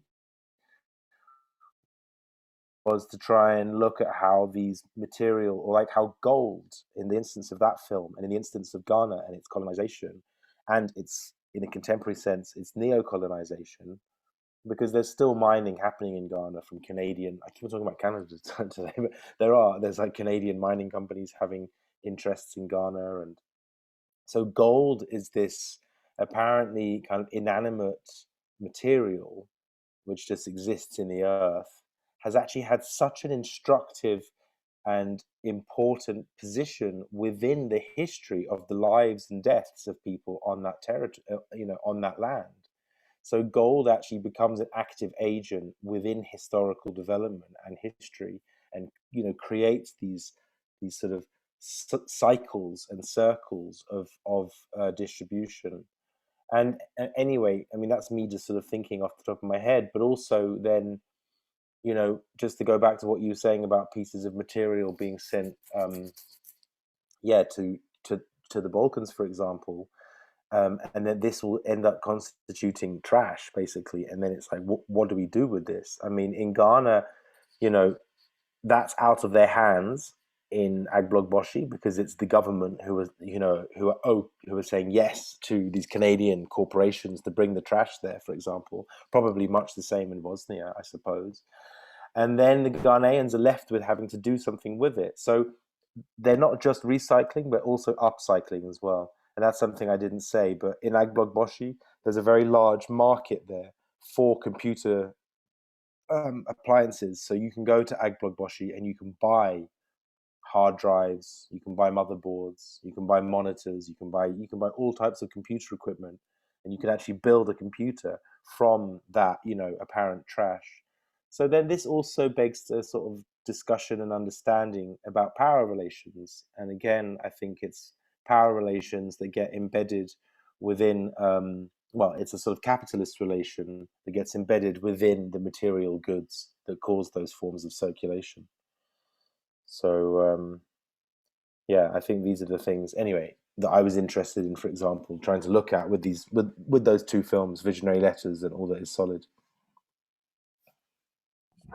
Yeah, I think that's well explained, and yeah, like talks better about your work. But I would never say that if we talk about future ecologies, that our theme will be this: how to manage waste or how to avoid it, you know. And so we really arrived to the point where our future ecologies are kind of problematic and difficult to organize or to change, you know. So what I see in Mostar, I hope one day, Luis, you will come to visit us to see it yourself. But the polluted and toxic environments became also productive, you know, and started, you know, like we have the plant on the riverbanks that is kudzu. It's like a Japanese that is very invasive and can kind of, it's like the long has very long branches and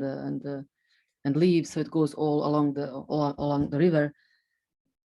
Or yeah, like the gardens from the human excrements, you know, that you walk at the river in October and you can eat tomatoes and cabbage, and you know, like it becomes, and this is another circulation that has to do with like more with plants and you know, like our own body and the relationship with the earth, let's say. So no, yeah. I think that's very interesting, but exactly that's the kind of the thing I was trying to say without saying it, because like with the video I showed, I was showing people that are putting their lives at risk to recycle this toxic waste. So I didn't want to just simply say, oh, but you know, because I began showing these images from my great uncle and then these images of my grandfather and my grandmother, and how on the one hand my great uncle managed to make like artistic images from trash, from waste, and my auntie and uncle managed to like attempt at sort of, you know, telling stories that were trying to, you know, work towards like anti-colonial positions in Europe at the time through pieces of like old rubbish. So I was trying to understand how rubbish can also be generative, like that it can generate things. And I was interested for many years in compost as well. So compost is like obviously this material that's just like, you know, and so, but I just think that we can say that, I suppose, when we bring it to like the specifics of where we are. So like you're in Mostar, so you can find the examples of that.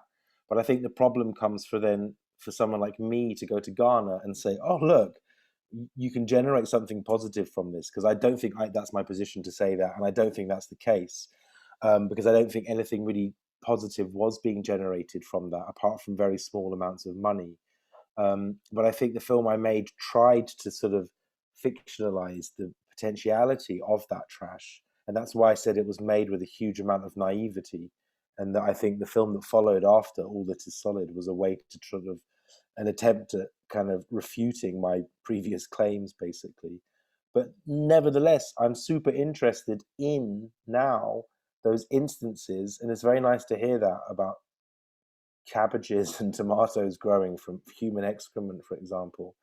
You know, I mean, this is like the work of Anna Singh, for example, where she writes about, you know, the mushroom sort of managing to exist after the kind of like oncoming ecological, you know, like sort of forms of apocalypse. And I think I'm very interested in that too, which is to try and understand, you know, how we can draw different narratives, or we can try and think of this material as being something that might be generative, with a sort of consciousness and awareness of what that means. I mean, like you said, people do not experience ecological disaster and apocalypse in the same way in, you know, in very different parts of the globe. If I think of my friends in Haiti, for example, and the sort of situations that they're living in, you know, it would be very hard to take the theory of Donna Haraway there and say, hey, this is how we should live, you know, make kin, not children. And I mean,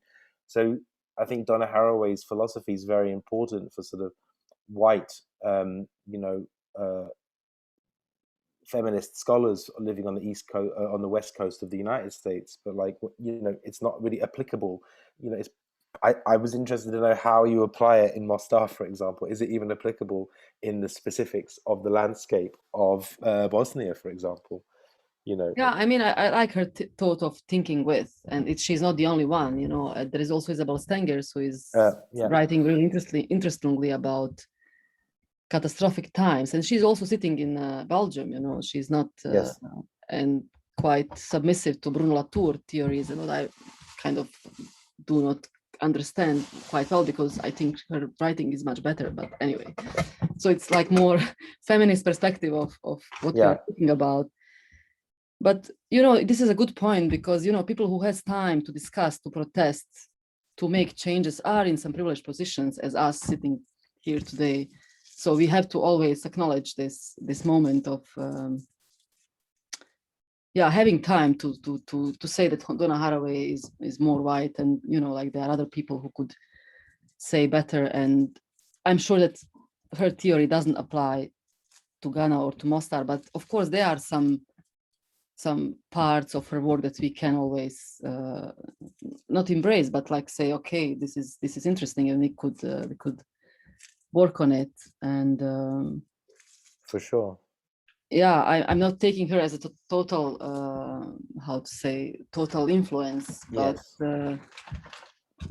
and we shouldn't have total influences. And there are many theoreticians on my list, or philosophers, or I don't know, like gardeners, if you want, or grandmothers around the world that I like to learn from. You know, it's not always about. So it's very open, you know. So maybe I will delete her from the website.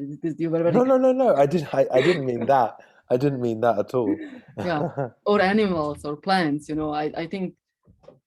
You know, before this meeting, I was on another meeting, and we were discussing like future architecture is called, not future ecologies. It's more specific in terms of space.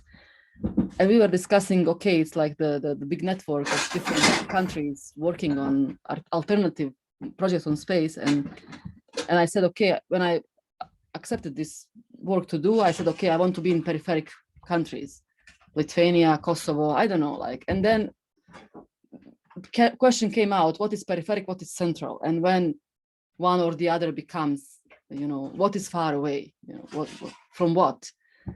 So I think all these references are changing and will have to change, because luckily Corona came to visit us, so we can also revisit our own reference points and maybe go all over in many ways, and kind of stop doing or not doing, or, you know, like be more. And this is again a privilege for me to say, okay, I will just go to Brač, sit with my community, do my own things.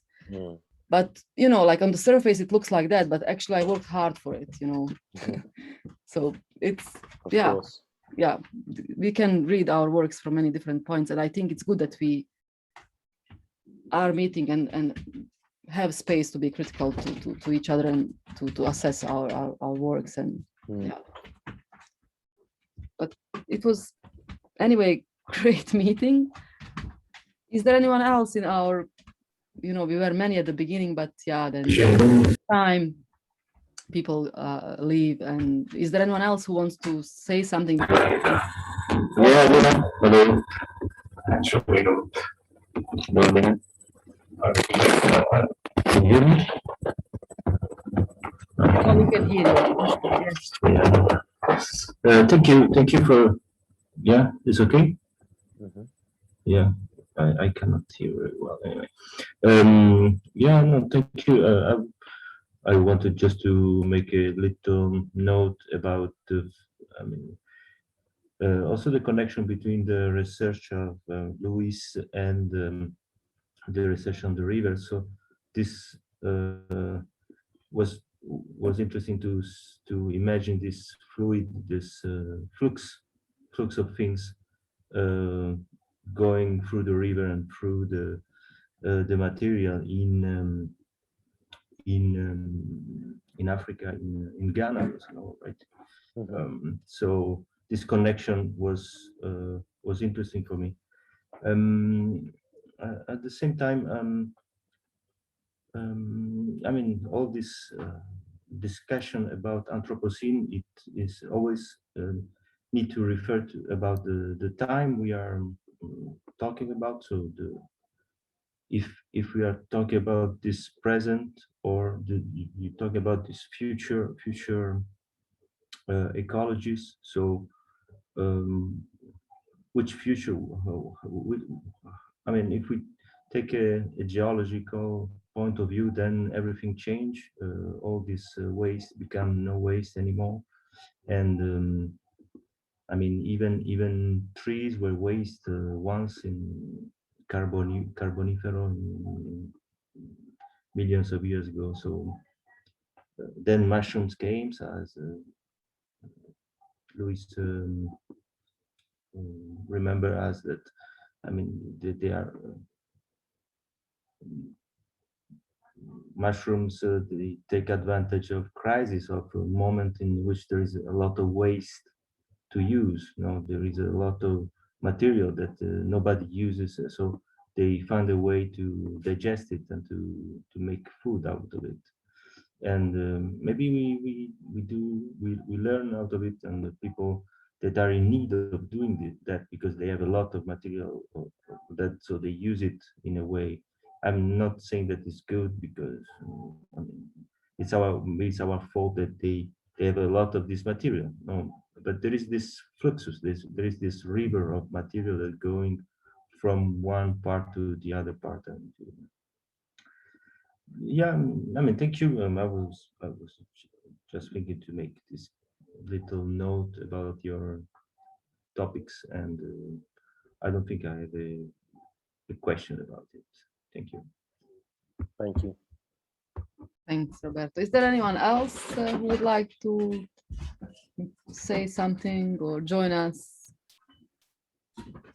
Anna, I see you. You want to say something? Hi all. I was missing my headphones with the mic, so I couldn't participate earlier. Thank you for the presentations, both Boris and Lewis, and thank you, Armina, for wrapping up with this self-critical stance on what we do. So I was kind of thinking about all this, let's say, focus on ecological futures and proliferation of artworks on the topic.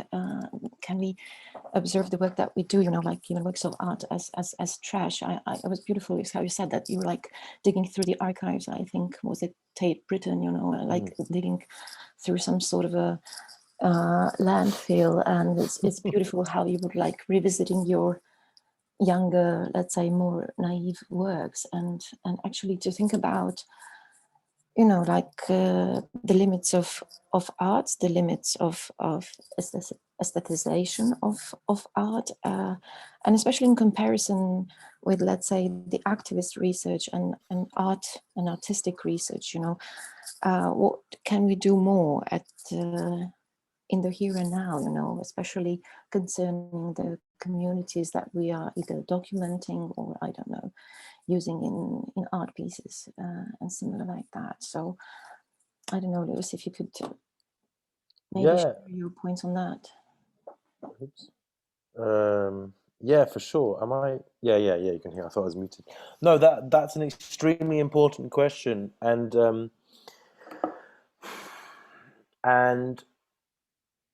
it's one that's been driving my interests, you know, probably for the last 5 years. Just in the sense that, you know, I got very fed up with, so like artists and people who are talking about problems of extraction, for example. Like, it became very hot topic for some years. Me too. I was part of that movement as such, making works about mineral extraction, and trying to read them within sort of colonial relations between, you know, the overdeveloped world and the underdeveloped world, to put it in very crass terms.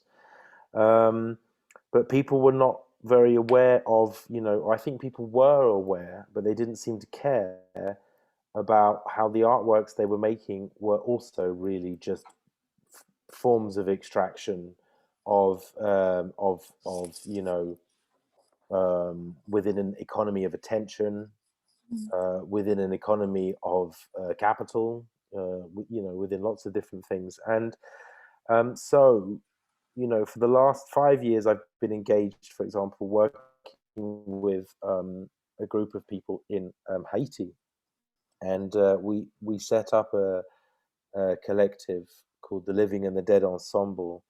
And really, this was actually very much a question of ecology, in the sense of trying to understand what sort of ecology we could generate between us as a group of artists working between the Caribbean and Europe.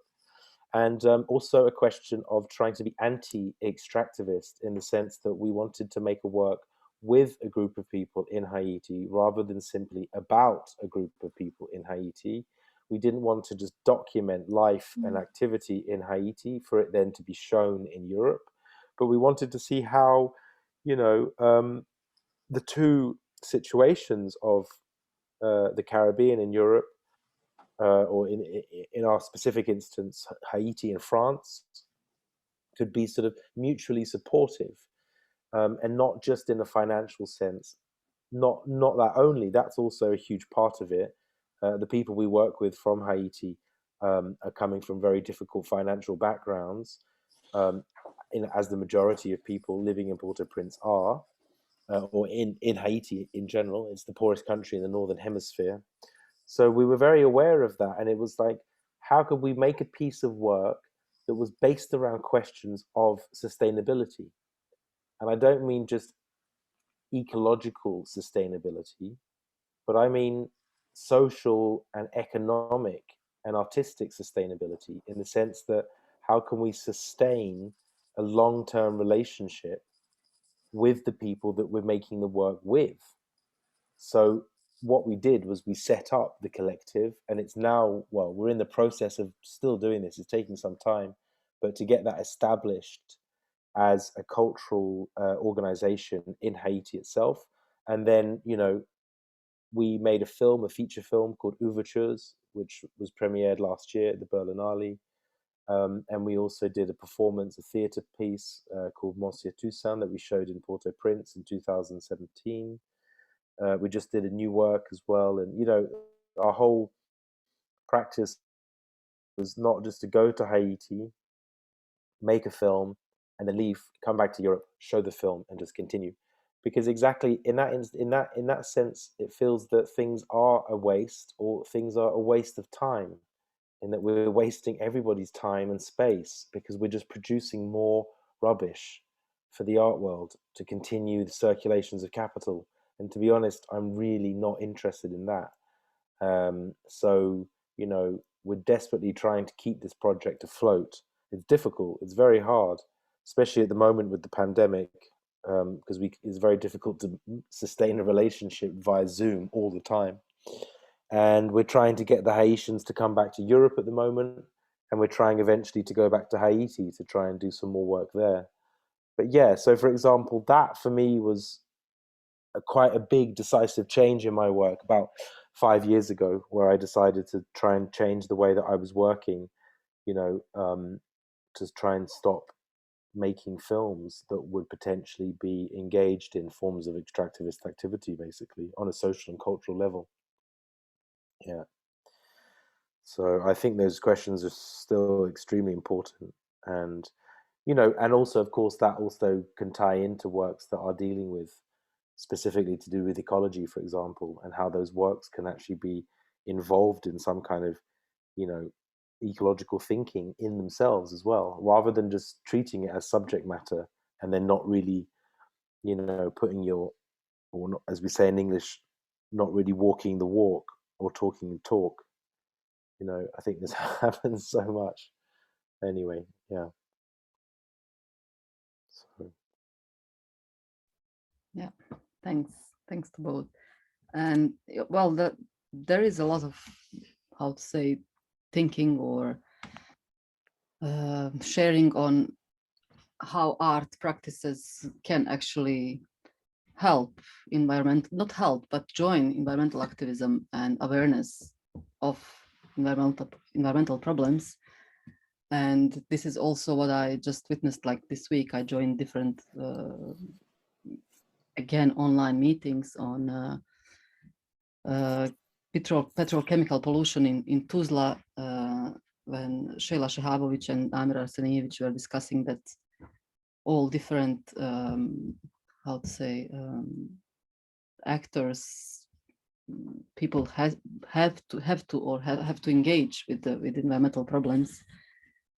And the same for the awareness of the river destructions with dams, and like, because Western Balkans are really at focus now for energy production. So that in every country in Western Balkans there is someone who wants to build a dam and produce again a new energy. And so there are all kind of different movements of activists, but also artists who are trying to like not only show the problems, but to engage people from everywhere to like get awareness of what we have. And like while working on this project, I realized that our undeveloped notion of undeveloped countries is actually like the bless today, because we really have still wild places, and like not nature is very generic word, but like something that it's not still controlled, and it's not still built, and it's not completely abused. So yeah, in that sense, it also relates to what you just said about Haiti, and I saw some of other presentations works related to this project. Makes sense to try to like make these connections and kind of not produce more rubbish, but produce more discussion or more big to what is happening. So I think in that sense, your work, or like work of all of us who are here, that I know most of the people, and I know what kind of engagement or what kind of time we are giving into these problems is very valuable. Yeah. So thank you all. Is there any other question, or we can, yeah. I have a question, if it's not just too much. I have a question for Boris, actually. Given that the pandemic and the sort of community has redefined itself, do you find that your messages and your investigations are reaching more people and getting more sort of echo now that everyone's online and you're sort of able to connect, or if it doesn't really? Well, I basically shortened my presentation. I should have mentioned, because it's such a big issue and a big question to talk about. I mean, Mostar is a divided city. I think it's the only city which didn't have local elections for almost a decade. Basically, last local elections that we had were in 2008. So it's been a wild and murky and dark and non-transparent decade in Mostar regarding not just political situation, but also civic consciousness, and any sort of there was little to no effort in establishing any sort of communal civic consciousness or subjectivity in Mostar. So that's also part of this major ecological issue. It's not, you really can't extract the destruction of environment in Mostar from the destruction of the political and social fabric of the city. Big issue is, of course, nationalism, which still manages to divide the city, along the former border. So regarding this, reaching out to people, as I said, the major issue, I think, is still this media and political illiteracy among majority of people in Mostar, combined with some sort of a comfortable position of not really having to care about the very immediate issues that they have to face on everyday level. So at last we have some sort of a political establishment at last after this decade of democratic darkness, so to speak. And I believe there is some hope because there's so much work to be done after that. But it will be a long time until a functional, united civic consciousness is really established in Mostar that will allow for people to understand some basic notions, such as that the garbage is not just on one part of the city, but on both parts of the city, and that we all produce garbage, and that this garbage is returning back to all of us equally. Some progress has been made. I don't want to be a pessimist, as I said earlier, but there's still a lot of work to be done regarding this. And I know this was supposed to be a discussion on some major issues such as Anthropocene and the human and non-human subjectivities, political, social, cultural, artistic subjectivities evolving in a rapidly decaying world. But Mostar has this, carries this burden of a rather obsolete age, so to speak, regarding these perspectives of more contemporary issues, global issues, environmental issues. It still has to face some unaddressed issues that should have been, left back in the 20th century, sadly.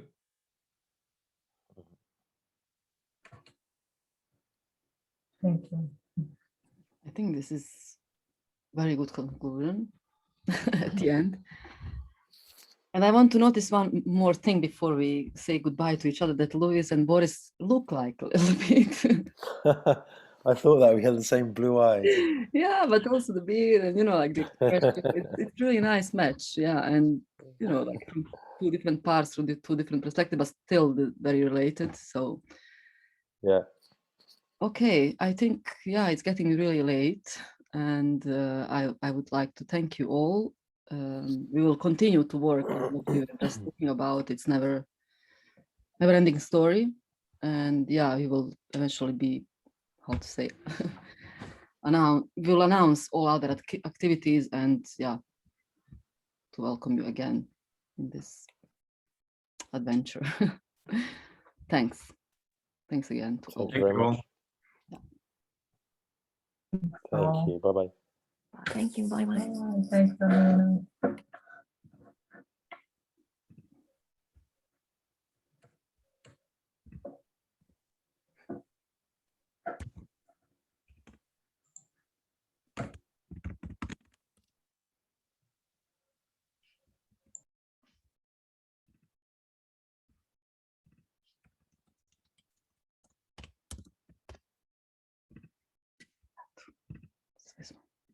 Right, very good.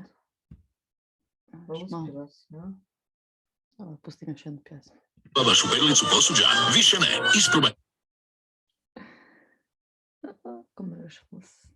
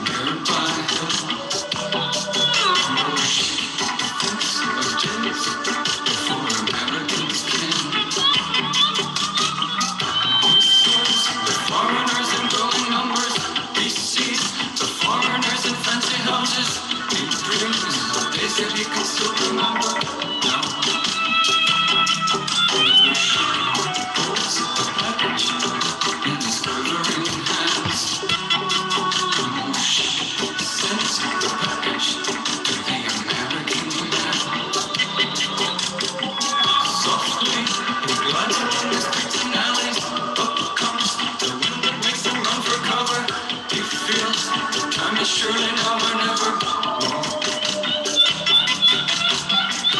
The wind in my heart, the wind in my heart, dust in my head, dust in my head.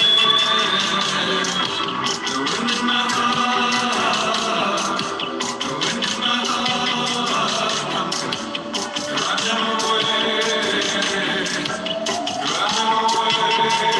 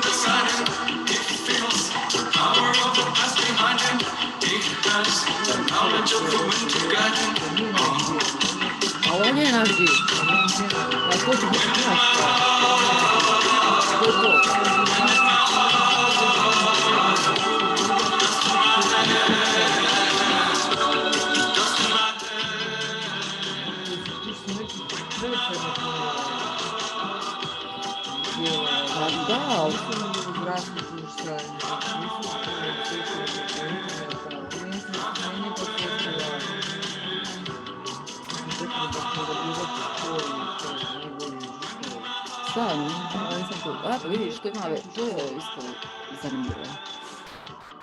Nije on kroz neku edukaciju, aktivizam došao u to, ne to je intuitivno, to se baš užasno super situacija. Trebam se misliti duct tape, dvije stvari tu moramo reći, znači duct tape. Idemo live.